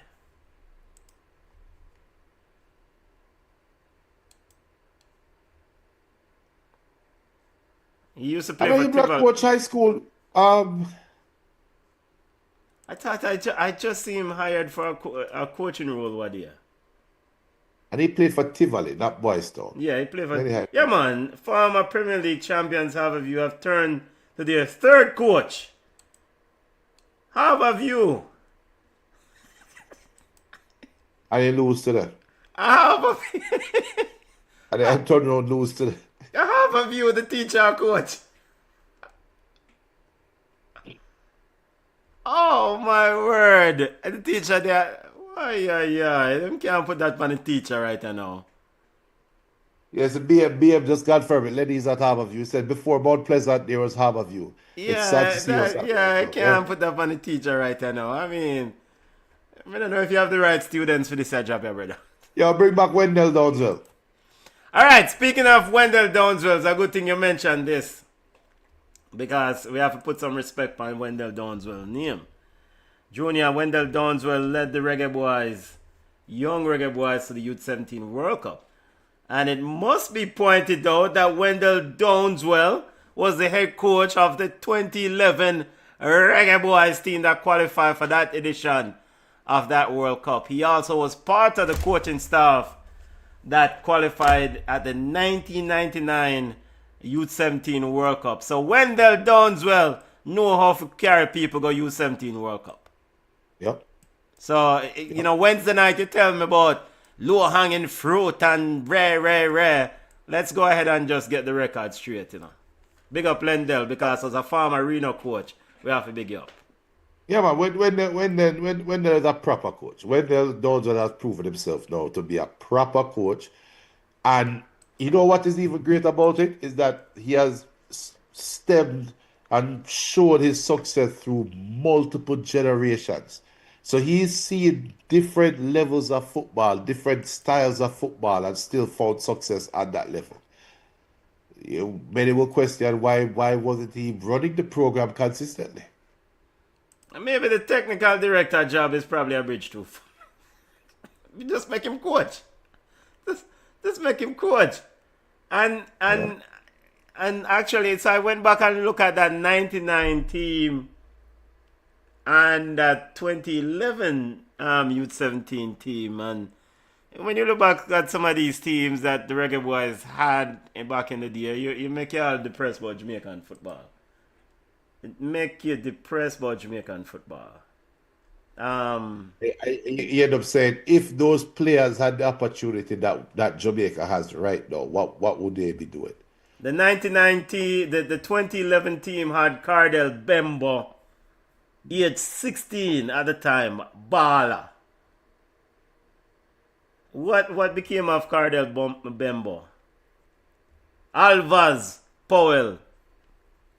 And then that was a 2011 team. And then the 99 team had, I think Keith Kelly was on that team. He can Christopher Nicholas? And Yushi and Brian. I think that was that 99 team. And Jaja. Yeah. Jaja. So, big up to Wendell Downswell. And, so the 99 team, Keith Kelly, Sean Fraser, Dwayne Richards, as you say, Yoshe and Brian, Ronaldo Stewart. Haven't seen that name in a long time. Alien Whitaker. Haven't seen those names in a long. Sheehan Stevens, Haven't seen that name in a long time. Kingsley Brown, big baller, formerly of Reno. And the reason why we're highlighting this regarding Wendell is that Wendell highlighted this week that now the work begins for this U17 team, Junior. He says that it's imperative that we get proper preparation for this upcoming World Cup. It's one thing to qualify for this tournament, but in order to really be competitive, we need proper, important preparation. And you would think that's common sense, but I guess not. No, but he's part of the JFF. He is part of the JFF hierarchy. Who am I talk to about proper preparation? Right. You would think that's common sense. But I mean, who am I talk to? We? Am I tell we? I mean, who am I? Or am I tell Michael Ricketts? I don't know, officer, to that. I mean, yeah. But big up to Junior. You watched the U17 team. Jamari Nolan, highly rated, highly regarded, highly talked about at the U17 tournament. I think he was ranked either the best player of the tournament or one of the best players of the tournament. You saw him play. Your thoughts on his game? Honestly, I can't. He stands out because he's a captain, and he wear the Big Ten, and he plays the part, right? So at that age group, generally your best baller have things that kind of highlight him because you need that to help build them confidence. Because at that stage, the confidence don't normally come from within. That's like an inside story to youth sports. With that being said, though, I think he's a part of the whole. I think I like him, but I think the whole team is balanced. I think the whole team he's one of many great players on that Jamaica team, and I think they just highlight him because he's the captain. I think it's an easy pull, but everybody. But I watched that Canada game. I didn't watch any other games prior to that, and I wouldn't make this statement. If Jamari wasn't playing that game, Canada would have still won. I don't know if it makes sense. Yeah, no, I understand. It's part of a collective. It's a group. It's definitely plug and play. Right. But I won't say plug and play. Okay. But the players that they have, they fit the spots that they're playing. And Jamari is a perfect example of that. The man is tenacious, skillful, but every one of them are. And that's the thing I love about them. And the player to me that, though probably not getting the recognition that he deserves, is the goalkeeper. And he's from the Toronto FC Academy. Okay. And that goalkeeper, he played well above his years. His command of the area, the command of the Lions there, he commands the ball in the air, the communication with the players in the back. You can tell that he is professionally trained. And that's one thing that I loved watching. And it speaks to you on the camera. Watching the game, it speaks to you. And I think Jamari is also with Toronto FC as well. Okay. Jamari Nolan. Yeah, he's and I'm seeing he signed with them March of last year. Wendell reminds me, BM says Wendell reminds me of Van Gaal when it comes to U17s. He also says Wendell coached Jamaica at the U20 World Cup in 2001. He's definitely the best youth coach in Jamaica's history. But yet he has such a wide gap in opportunities. Yeah, then and that's the madness about this whole thing. Like, he's so successful at the youth level. Why not keep him at the youth level so he can funnel these players through, keep making those global tournaments? There's nothing should have changed from 2001. Him should have still a coach youth ball. But what do you aim a technical director? Yeah. You can't make this up, brother. Madness. You can't make this thing up. Utter madness. Utter madness. Time for go my yard. Big up to those on the live. Smash the like button, subscribe to the channel. Richard Green said we need to do more show. We're lazy. So hopefully this will check his box as doing more show. Yeah, we have to do some more show for the people that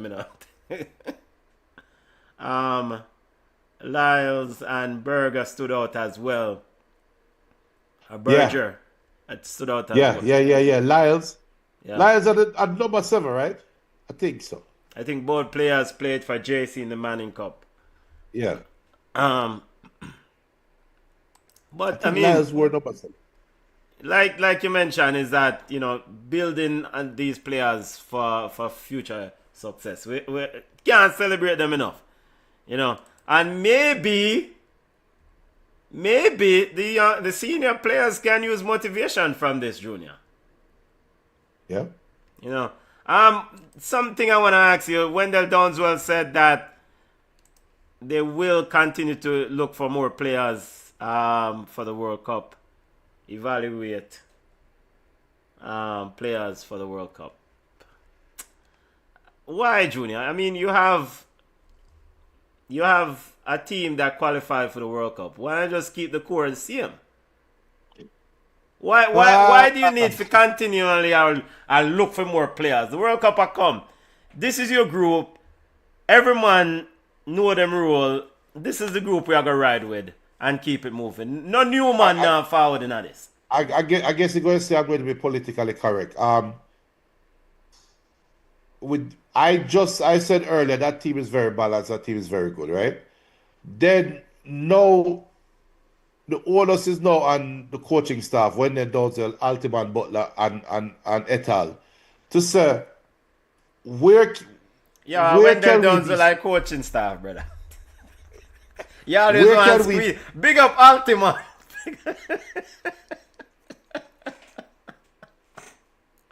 Where can we get better? Where are our areas where we can get better, right? And because if you're not ready to win the World Cup, then you can get better. You can strengthen your squad. But you're not going to sacrifice heart for talent. You're not going to do that. So the players that played a role in the team to get them to where they are right now, they have a strong claim to a spot, providing that they maintain their fitness all the way through. These are still under 17 players. Them still have to keep their body in tip top shape. So you can't get fat cat syndrome. You have to stay motivated and going. Hopefully what Wendell said is a motivational tactic.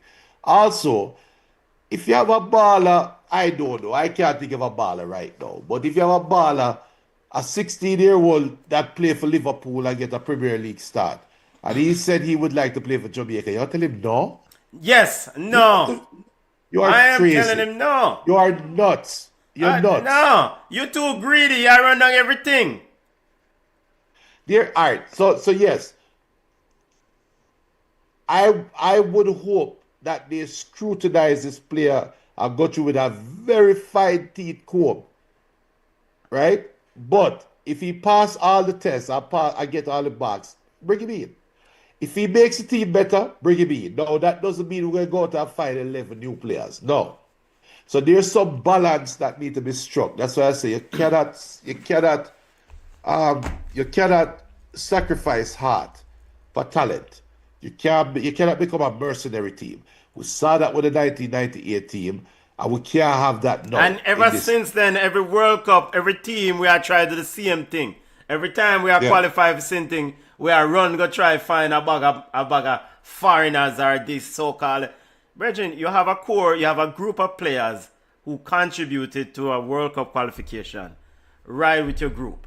Your group is your group. Every man know them role. We have strengthened the areas of weakness where we need to improve. If you incorporate new players into this thing, now you have to get new person for know. For kind of build relationship with. No, man. I'm telling you, but you can't bring it. I agree with you. And big up Alex, big up Yardy Ball. Look up Yardy Ball on Blue Sky. Follow Yardy Ball on Blue Sky. They're on Instagram too. And also on Facebook too. Yeah, man. Blue Sky, big up Yardy Ball. Big up Yardy Ball. Go to Yardy Ball for all things Jamaican football, male and female especially. So we don't leave out the women them. But as for the question, I agree. We're not creating a mercenary team. So we're not bringing in 11 new players. But if you have a 1 or 2 man we can come in and make the team better, I said give them a look. But I don't know, it's not a whole new team. I'm sorry. And if you in the starting 11 and one of the used subs, it's going to be very hard for take you out of the team. But if you are on the bench and you never get no game, brother, if we can get a baller better than you, of course. Of course.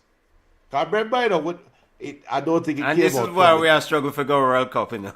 Because every little chance we get, we see a little arty say, yo, we're going to run down that, you know. Because you on the bench, you not help nothing. BM says, I'm going to say something controversial. We didn't need 23 English players to qualify. Most of the players are based in Jamaica. And Yeah. I think sometime, and maybe I overstate this. And I think that you guys understated the importance of chemistry and cohesion in a group. And I think the longer a group is together, the better it is to achieve a successful outcome.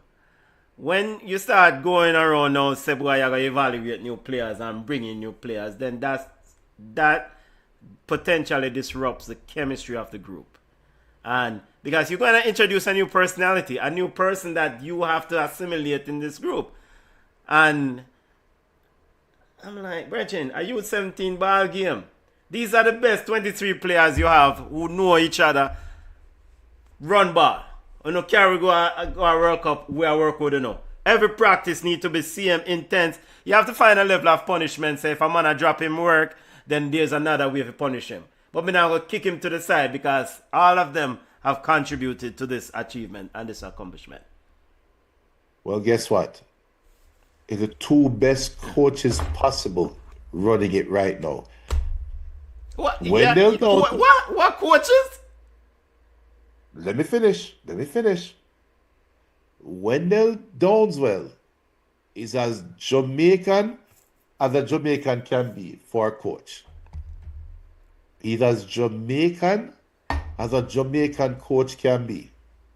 And Altiman Butler had the experience of starting Jamaica to the road to 1998 World Cup as a Jamaican player playing in Egypt, or he was playing in Israel at the time, or he came back to wherever.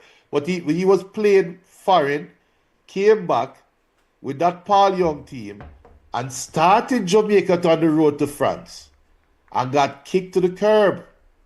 Exactly. For better players. So Jamaica's under Jamaica for quote unquote better players.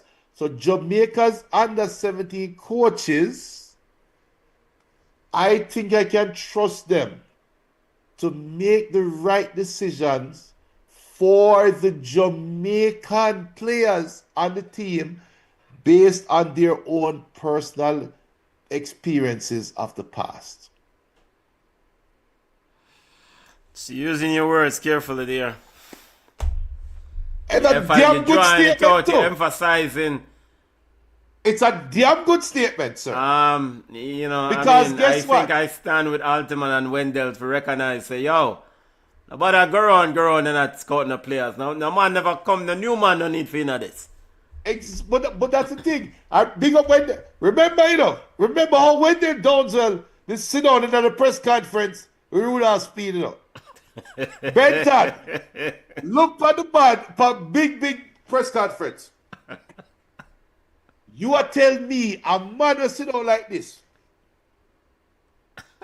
Imagine that coach picking up a phone call. Hello, coach.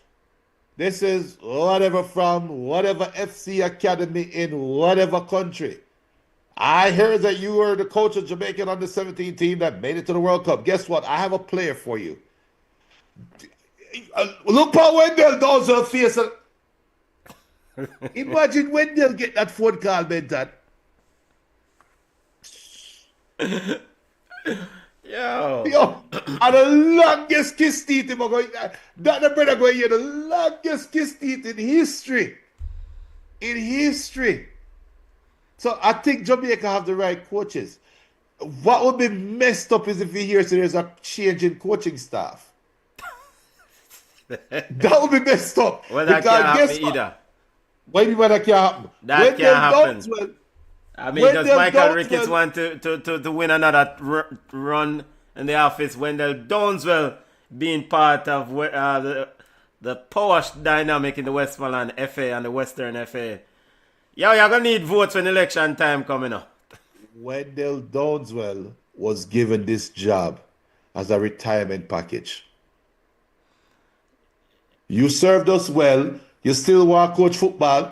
Go on under 17, you coach. Fair enough. I think the technical director position, no. This is his skill set. This is what he excels at. He's a football coach.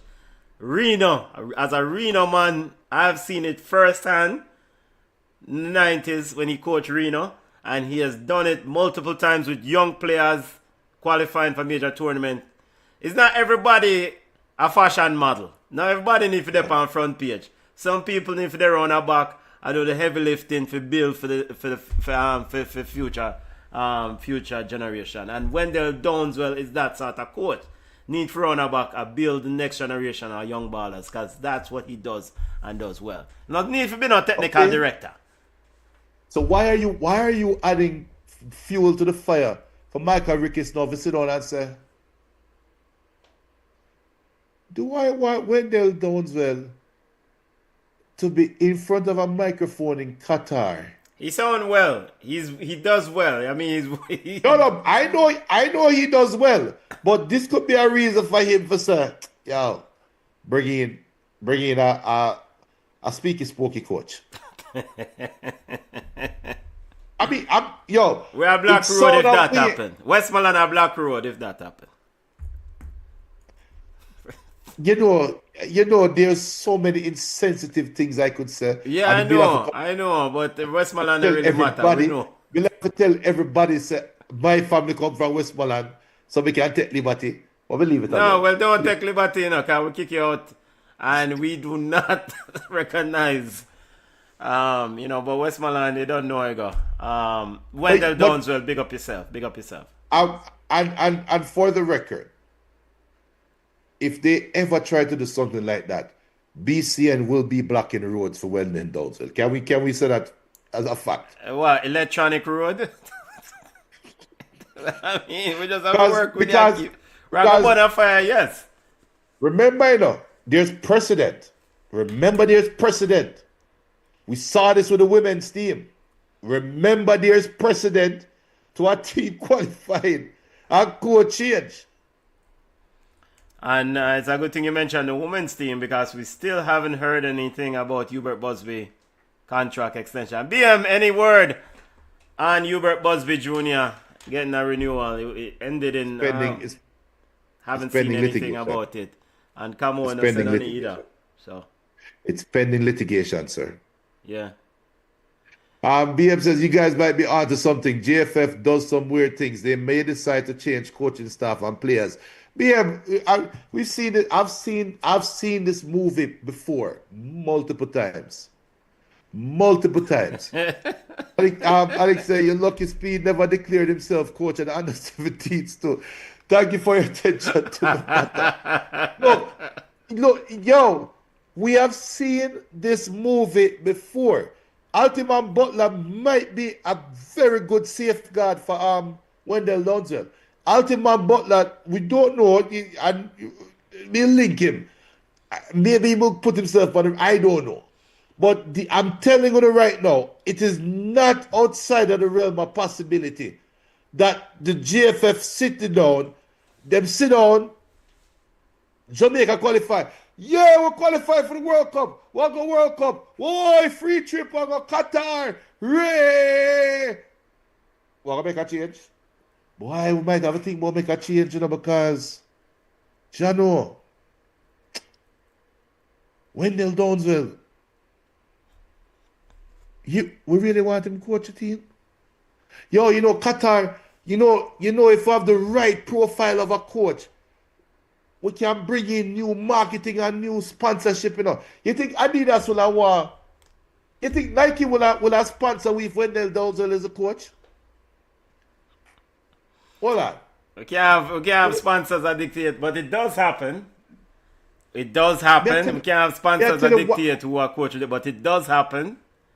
I'm not going to be ignorant and say it doesn't happen, but it does. It does. It does happen. In the JFF WhatsApp group chat right now, I guarantee somebody come in and say, yo, AI says, ChatGPT said, this player at Liverpool under 16 team have Jamaican grandparents. This player over at Manchester United U18 team is only 14 years old, and him have Jamaican. I guarantee they are doing that because they need that poster child that they can put up and say, here's somebody represent. Yo, for the show for done. Benton, we never talk about the damn jersey. Yes, when the backside we get red. Let's get to the Jamaican. The jersey. Wednesday. Yeah. Wednesday. So what? You have a problem with the jersey? I think the jersey look good. Where the red come from? So the red is the red is a problem for you? Yes, sir. It's not a part of the flag. Okay. And we all know, and I think they even say. They said that is a part of the relationship between the manufacturers and the Bob Marley Foundation, and it shows the red, gold, and green. Yeah, red, gold, and green. Yes, and it's there. Is that a problem for you, Junior? You don't have to dread to be Rasta. Don't have to dread. Jersey rolled out by and by the way, this is Sleek on Instagram, an image of it. Of course, I think that Sidela Marley and the Marley Foundation was heavily involved in the design. Maybe Sidela even designed the jerseys. I like the jersey. I understand the gripe about the red.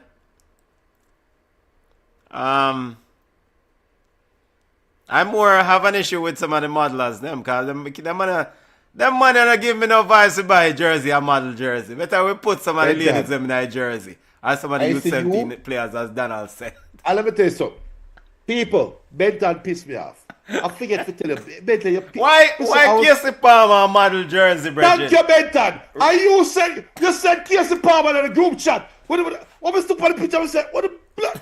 I'm going to cause so much bad with Make money, Shag. Benton Link said money. Casey Palmer a Jamaica jersey. Link Bunny Shaw and some of the ballers, them. I want to hear.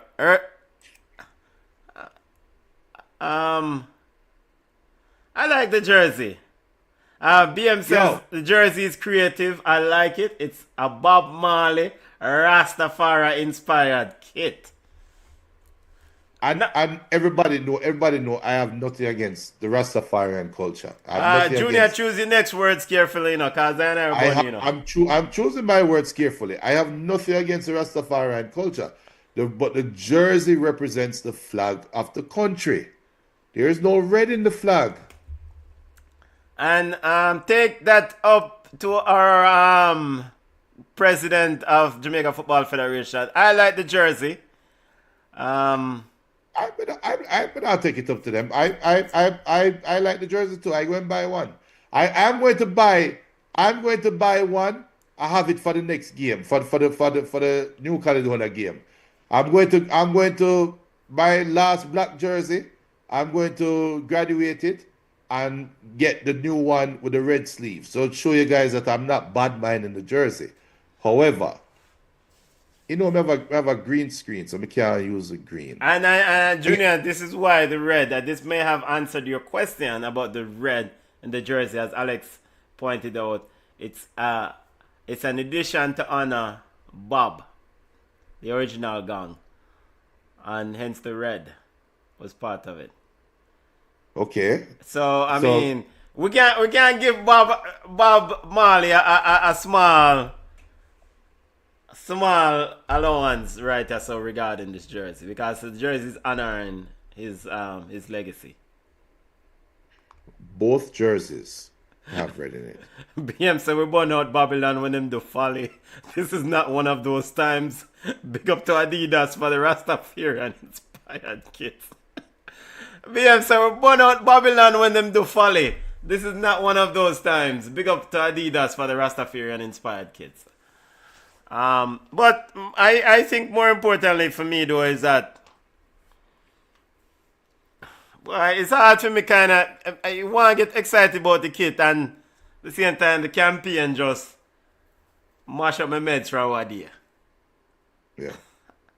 It's just the kit release is trying to, of course, reignite the fan base to get excited about New Caledonia and DR Congo. No, it's not. And me still a screw from Rona Curacao. No, Benton, no.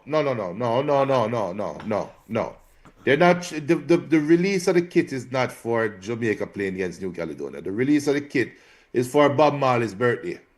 Yeah, this is true. I'm trying to get global. I'm trying to get global push for it. It's the same thing with the Ajax jersey. Yeah.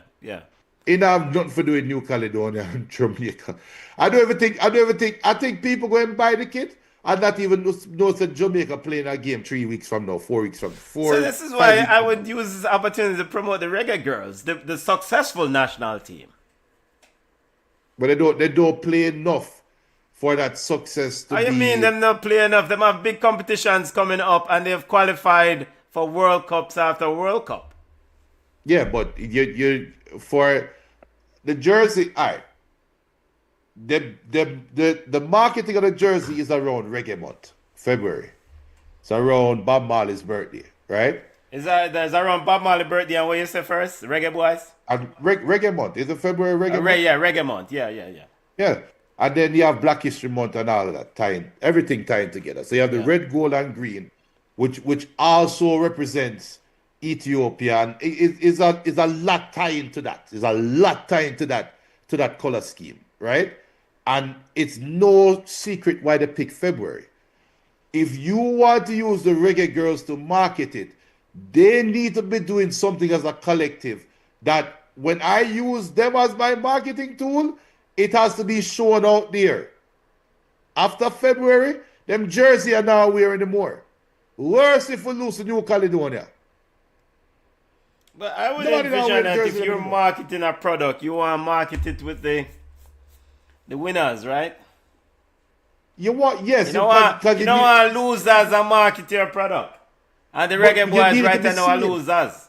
No, but it needs to be seen. People need to see it. And the only way people see it is if you win. No, I know some Reggae Boys fans are going to come at me and say, don't call them no losers. Comforting of it. Didn't Arsenal Jamaica jersey drop about the same time last year? I don't remember. Yeah, maybe. I think so. Vaguely. I want to say you have to look up the one there. When did Arsenal Jamaica inspired? You have to look up the one there. I like the jersey. I'm looking forward to the Reggae Girls run out in it. In the upcoming games, Reggae Girls have matches, big games coming up.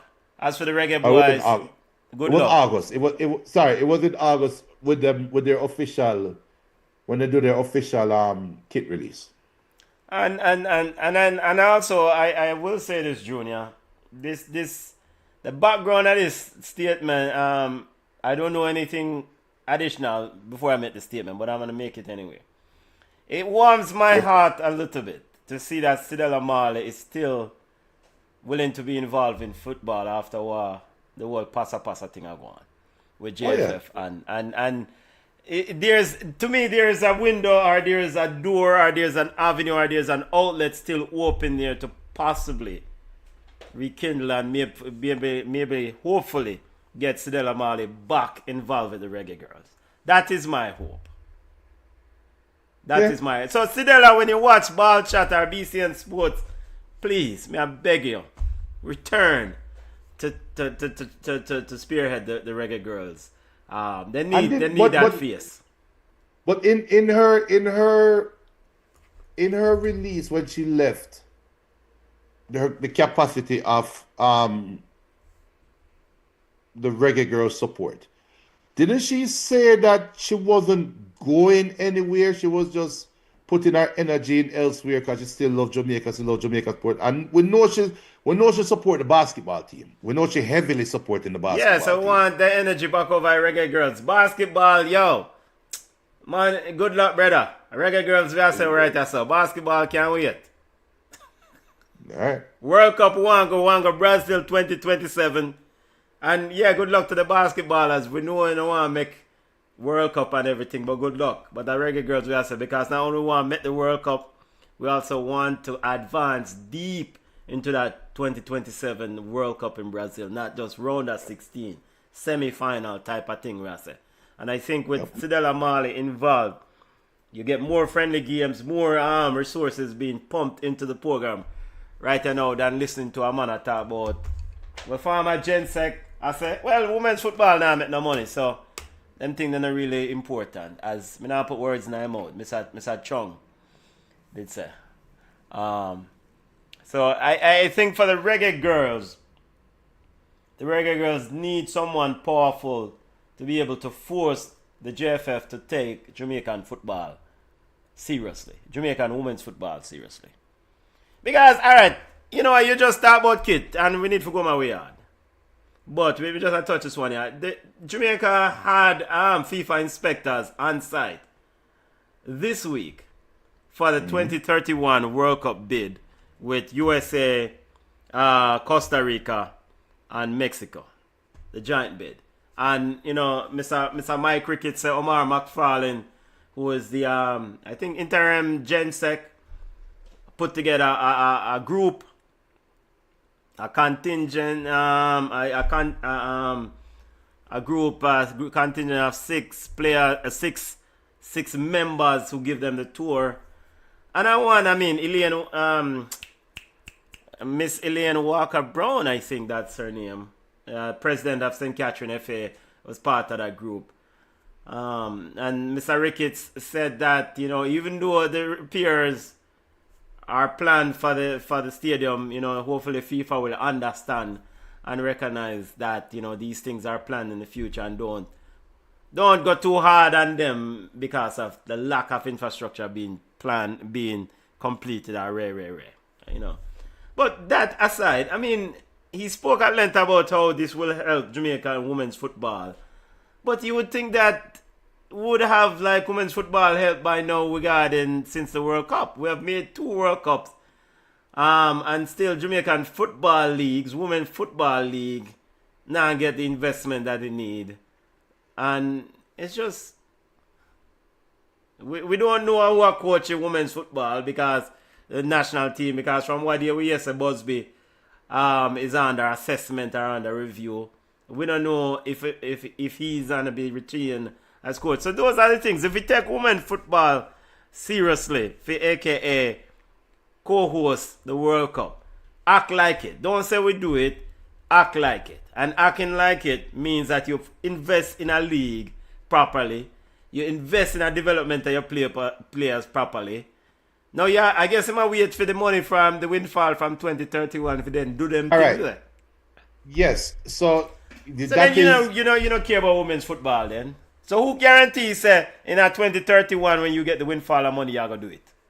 But okay. All right. So if you get the bid, by the way. So this is the conversation now, because you talk about windfall and what occurs when a country hosts a major tournament, the World Cup. Look at all the countries that have hosted the World Cup and look at what happened to those countries, that country's infrastructure after hosting the World Cup. look at Mexico. Mexico hosted the 86 World Cup. And they became a world power. Or they started their trek to becoming a world power after 86. I consider Mexico a world power. Even though they haven't won a World Cup, I think that they have constantly been a top 10 team up until recent history. But for a period of time, Mexico was always in the top 10, right? 1994 World Cup was hosted by America. That gave rise to the MLS. MLS had about 3 false starts. But that gave rise to what the MLS is right now. The MLS is what it is today because of the 1994 World Cup. And NWSL is what it is today because of when did they host it? 2018, when America hosted the Women's World Cup. So you have all these 29 when 19, one of them years. Yeah, because Men's World Cup at it 2018. Yeah, so probably at 19 then. So you have the windfall that happens. These are big countries that have enough players, have enough infrastructure where they can build a league for their women and for the men's teams, for their men games. But they couldn't get it off the ground until they hosted a World Cup. And then Jamaica is already starting behind the 8 ball, and they need that windfall. Not only, the windfall is not only financial, the windfall and the is also 2019 World Cup was hosted in France, so it's not. No, 29. So it's the one before 2015, or 2015 then. Yeah. So I don't remember. But Jamaica making it to the World Cup, does that increase interest in football, women's football in Jamaica? It doesn't. We did it twice, and it's proven. It gathers enough interest to have players.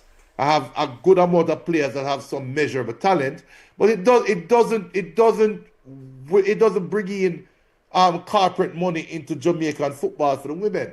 So you need the windfall from hosting the World Cup. You do. And that doesn't mean that there's no support there. You need financial support to kind of kickstart the homegrown support and give it the best chance that they have. But you're not going to just get up and say, just because Jamaica make it to the World Cup, the whole country's supposed to love. Think about it. Jamaica had a bobsled team, and they had a famous bobsled team, right?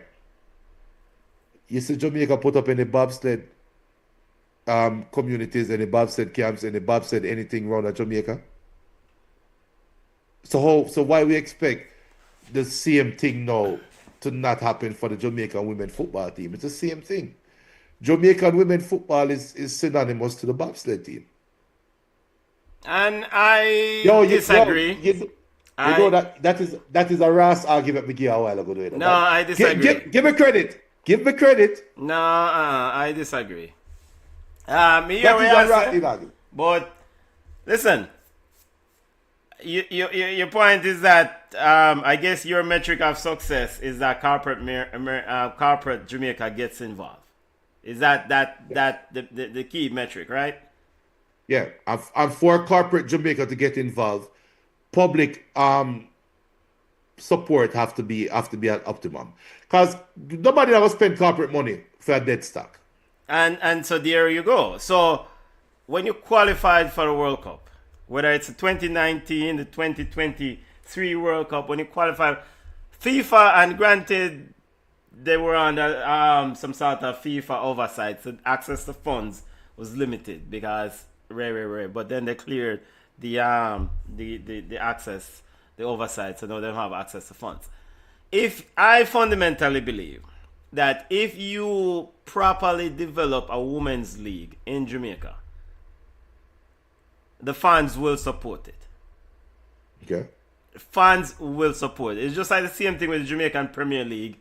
We supported the Jamaican Premier League in the 90s when we know we had a team that we can rally around and go support our community teams. All right. What we're seeing right now with the Jamaican Women's Premier League is just last minute, just dash some things together and say, yo, you have this kind of, like, I mean, I really want, it's kind of look like it's rush. campaign, right? And then to cycle back to the US and MLS in the 94 after the World Cup. The US had a pretty good A League that was running on. 94 and really take football to the US. US had a pretty good A League. Remember, we used to go watch Atlanta Silverbacks. What the MLS Silverback did. was an indoor team. Nah, man, them have play outdoor out there, so, man. In fact, I almost make Atlanta Silverbacks unless the man tell me to go on my yard. What happened in the 90s after the MLS, after the World Cup, was that you have this whole thing now where corporate America come in and say, boy, they might create this so-called exclusive club league, which is the MLS, where no man no want to get relegated, they move money around for each other and realize them can make money. But the football thing now really, okay, all right, you have more money, you can splash at it. I think Jamaica has to then make sure that the women's league get proper investment and treat it as such. Yes, I agree. I agree, but because you can't wait. I don't think ideally you would love corporate Jamaica to jump, but you can't wait for corporate Jamaica to jump. You have FIFA dollars access. Get those FIFA currency. Get those FIFA money. Put together a good quality product. You even said it when that league rolled out last year. If we could just have an organized tournament in a small format and have a knockout competition, then that will bring the fans in. Yeah. Rather than where we see somebody play upon cow pasture. Apologies, apologies to the young ladies out there that are trying to make it professionally. But I said it last year, I say it again. And I'm a big fat man. I'm a fat. So before anybody come talk about me, I talk about people physical ability. But big I'm a fat, and right now I cannot run 50 meters right now without drop down dead. So now that we get that out the way. We have to have a league with sense. So I agree with you. But the most important part of the league is not the infrastructure, it's the players. You need players them that are marketable. And it's not a female thing, whether you're male or you're female. If you look like you eat too much dumpling, you're not supposed to play. Fair enough. If you want to fitness play, is an essential part of the product. Yeah. right. And so 1 month, 2 months before the season start, you carry the team them. We say, well, go a hell shot 4 or 5 days a week, and we line up. Well, hell shot don't even stay like that anymore. We'll find some beach where the water come up to the sun, and everybody will run with the water right to your ankle, and everybody have to sprint up and down, up and down, up and down, up and down. If it's one thing we're going to do, we're going to look good on the football field. We'll look good. And I'm sorry, Benton, but I'm going to say it. Find two dolly and dress them up to and say, yo, I'll come play some ball. When my kick a ball for sex appeal is a part of any league, in any sport. We can't go around it that is part of marketing. You see, every little thing where we have around here, so you have cheerleaders for your track. It's fine. And, big up Alex. Alex says, when we reached the second round of the 2023 Women's World Cup, how useful was that money to help the JFF out of some of their financial problems? They need to stop marginalizing the women's program. And I fundamentally agree with Alex, because when I hear the former GenSec, says that women's football, no, we can not make no money. And we keep circling around this same thing, it's like going around, coming around. Well, it not gonna make no money if you not put no money in it. Yeah. So it's like a man I said, boy, we need to make some money first before I put money in it. Yeah. And I mean, we sat here and watched the Mexican League, and granted Jamaica is not Mexico's economy, but we sat here and watched the Mexican League and watch how fans roll out and support their team and them play ball. And I believe, now granted, I understand also in Jamaica you have a sexism culture, you have a machismo culture where a man say, well, you're a woman enough to play ball. But you can't tell me say that same mindset is not in South America culture too. Because some of the most machismo man where you can run across right now is some man from down in Mexico, a man in South America where say, yo, no woman enough to come around here so. And yet in these economy, in these spaces, they are able to still put together a league where they get enough fans to forward and support them. And Jamaica is still a ground can and no one deal with the thing.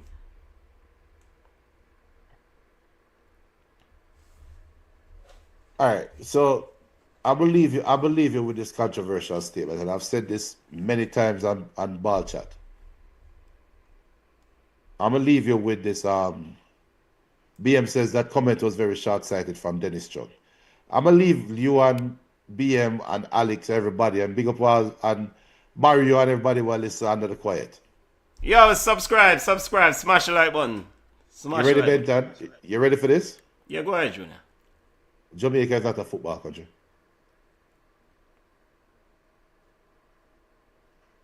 We're not. Jamaica is not a football country. So I think Jamaica is a male football country. Jamaica is not a football country. I think, and what do you define as a football country? Reno would have a stadium, a mini stadium if Jamaica was a football country. But half of you does. Yes, one. That the side out of Mobia does.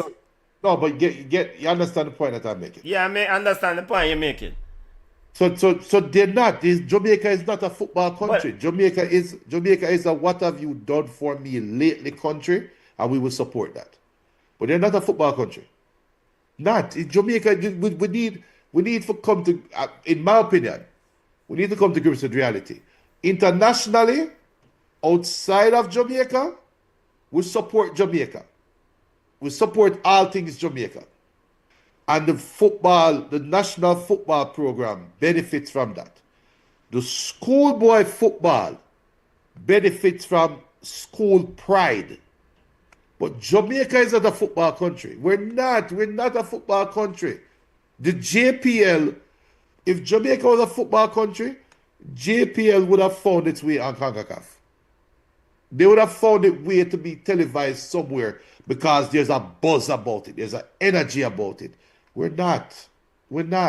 So just so I'm clear, your criteria for a football country: stadiums, investments, the quality of the product. Right. Just like you go to Brazil, you see all sort of fandangles. Even lower league clubs have blah blah blah. Sort of amenities and facilities. That's the benchmark for you. Yes. The reason why, because Jamaica is more of a cricket country than a football country. You walk around in Jamaica, you see more cricket fields, more cricket pitches. Even in this climate when Jamaica times have changed. West Indies suck. Times have changed. It has changed. It's a cycle. But for me, Jamaica football, no. I think they are, but what I think Jamaica has lack, and I take a different approach, and I could be totally wrong here. I just think like, I mean, you hear the Natty, big up to the Natty. The Natty always say we have talk shop mentality. And what is talk shop mentality? A man just put up a thing over so. I sell some patties, or I sell a little thing, I make a little ends. And there's no future long-term investment in the product itself for long-term return on investment. Me just buy enough ingredients we make 10 patties. Because when the 10 patties done, then any man who come after that, then patty run out. And I think like if you run a business, you're supposed to buy enough ingredients to make enough patties, because people are come around one patty yourself. And I think this is the economics of sport. It's not, I don't think it's unique to football. I think it's Jamaica. Jamaican sports governing body have not recognized, have not figured out how to truly capitalize on the economics of sports, the earnings from sports. And I don't think it's unique to Jamaica. I think it's the Caribbean has failed miserably in this process. Because when you look at the West Indies cricket team, I'll go up on cricket side of things, but the West Indies cricket team is a perfect example. Even through our heydays, the West Indies cricket team wasn't able to capitalize on the economy of sports during that time. We were beating and teaching, and now we are going around the world. I beg money. I try to be able to sustain us. Whereas now, India is not beating and teaching, but India is dictating the economy of cricket. And I know it was a different time, but I would hope by now, we have enough smart people, economists. We have enough people who study these things with the right skill set to be able to say, okay, how do we build the economy of sports, our sports economy that can make sustainable investments and long-term growth? But it's not even unique to sports. Same thing with music. We talk about this all the time with music. Like, we can make all the money we want in music, but we don't have, we have local dance and party and man, this a club here. You remember one time we used to go at this a club junior? Well, where is that club now? You see me a deal with Sunsplash used to be the big thing. Where are those events now? Because the economy of sport doesn't recognize, economy of music and that industry doesn't recognize that those things is part of the fabric of the long-term growth of the economy. I mean, when I was in Brazil, and I keep saying this over and over, this something that shocked me when I was in Brazil. I went to Cruzeiro. It was Cruzeiro versus Atletico Mineiro game. And the stadium at Cruzeiro has a museum where you can tour the museum. And all, like, school children, when I was touring the museum, because we pay our money, we go tour the museum. You had school trips who were coming and going. And I asked, well, is there a cost associated with these children coming? Them say that in the local tax, them come for free.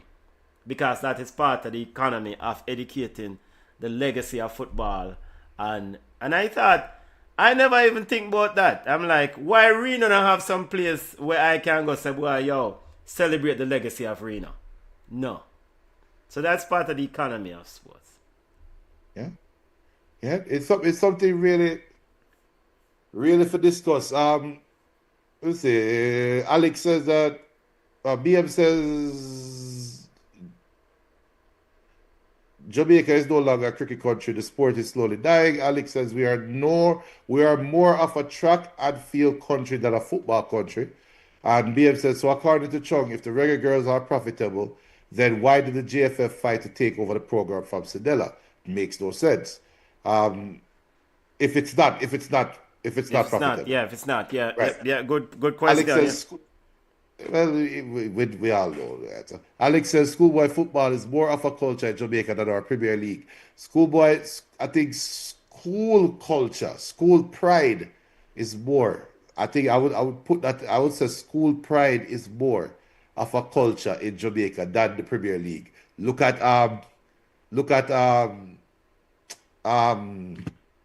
Champs. Look at Champs. Yeah.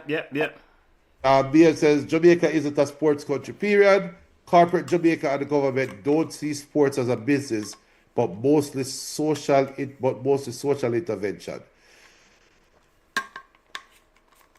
I agree with that statement. You see that corporate Jamaica and the show will not go for the next 3 hours. Corporate Jamaica and the government don't see sports as a business, but mostly social intervention. Yeah, I agree. So uptown people see sports as ghetto. Social intervention want to keep you out of trouble, Junior. Hey, right, rather you kick ball than a popcorn, if we really wanted, we could introduce the passa for the under 17 team. But we gotta be hard. Look at We what. gotta be here. Hey, Look this at is why Junior, why certain up top people now go a Premier League match because they can't deal with the clot and the weed and hey. Yeah, we sent in the video. We sent in the video with but I'm more even said a player. Yeah, don't But a player. We said, you see the video where we said about it with the player with the penalty. Yeah, yep. I hear what the brother said in the background. Yo. People like that we have to go on. We had Wednesday again. We have halftime show. Big up to all those on the live. Smash the like button. Long show. Very productive conversations. A space where people can forward. And you don't know. Keep the work going. Keep the work going. Support Jamaica fully 100. You know. Hey, you know what? I'm going to suggest a change to the ball chat show. We'll have a regular ball chat world football show as we normally do, right? But let's time box it. 30 minutes. Yo, Richard Green said we're not doing enough work already, so I know with the yard ballers. we can't run the 30-minute show around here. No. Not 30 minutes show. But because there's so much to dissect in the Jamaican sports diaspora. There's so much to dissect. Yeah, man, there's it's a so lot. much conversations to be had that I don't think we are having it enough. One, because there's a fear, because Jamaican social media is driven by passa. If I was to come on right now and say something about military goon or say something about sports decks or whoever, we would garner so much more attention to this channel, right? Because that's what drives Caribbean diaspora. Yeah. People run away from the things that really matter because we have a team that qualified for the under 17 World Cup. In the back of my mind, I am thinking to myself, what the hell does it take for 3 or 4 of those players to be in the World Cup qualification squad in the next World Cup cycle? What is it? What is needed over the next 2 years for those players to be featured in those games in the next cycle? For say, this is how we start for blood the players them and get the system running.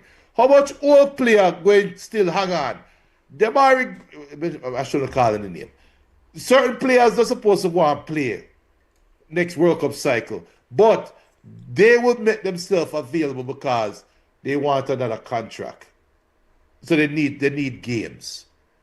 And we need to get to a point. Those are conversations we need to have. We will have all of these schoolboy football teams out there. When are we going to transition them into the next league? Why JPL are picking them up? Why we can't get them over into USL? What is wrong there, sir?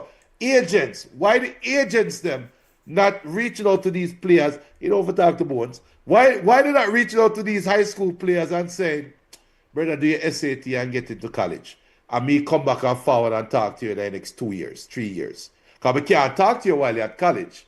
But I will invest in you, sponsor your SAT book, sponsor your SAT exam, do the exam, get into college, make sure you remember me, because me forward back and I'm going to make sure I see you're good. Oh, but you have NIL deal now in NCAA. We would sort out that fee and everything, right? Why are we not hearing that?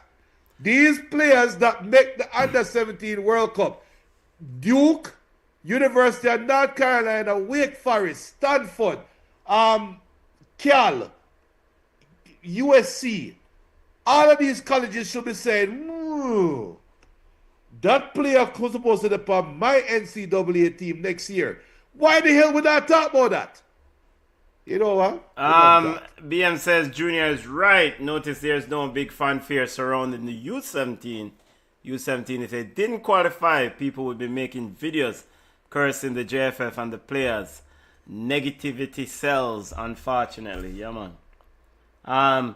But Junior, remember that BCN Sports and Ball Chat, well, formerly Ball Chat, did have Brian James. Bring up yourself, Brian James, one of those good stewards, you know, out and about doing the work, getting players into college, footballers from yard, and you know, Brian outlined the process and how he helps, and we made contacts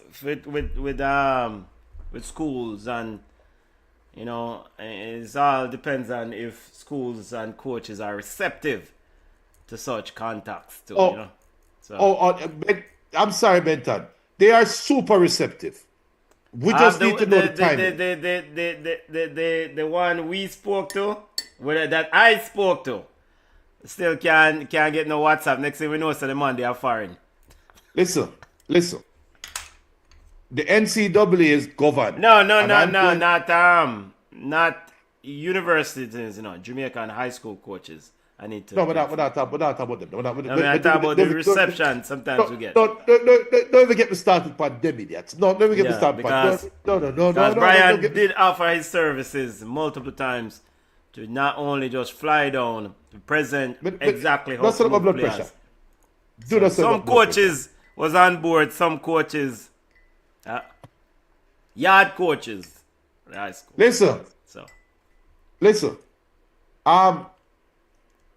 My mother was both my parents were teachers. They went through microsystem. They went through the Jamaica Teachers Association and all of that.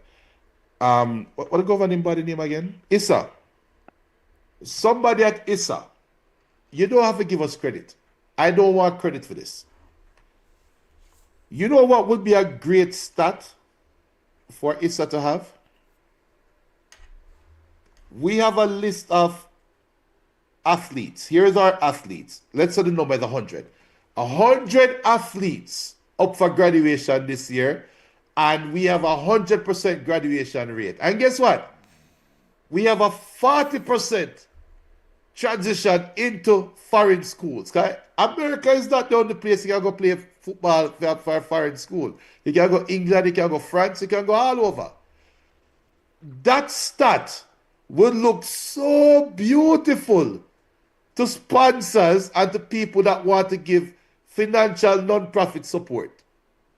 If you can say, here we at our institution, we make sure we have 100% graduation rate from high school. We have 30% go on to a college or a higher education system to continue playing their sport while gaining a better education. 10% of those people come back to Jamaica and help build the infrastructure in Jamaica, blah, blah, blah, blah, blah. If you guys can keep that stat, you would not have to worry about paying teachers. You wouldn't have to worry about getting funding to pay teachers because the sports will fund it yourself. If you can get Duke, University of North Carolina, to invest into your school because you have... I was at University of Florida, and I knew a couple Jamaican girls that flew up, got scholarships for come run track at University of Florida. If Issa just had any ounce of sense, Issa will say, University of Florida, you don't have to stop at this school. The whole island stay like that.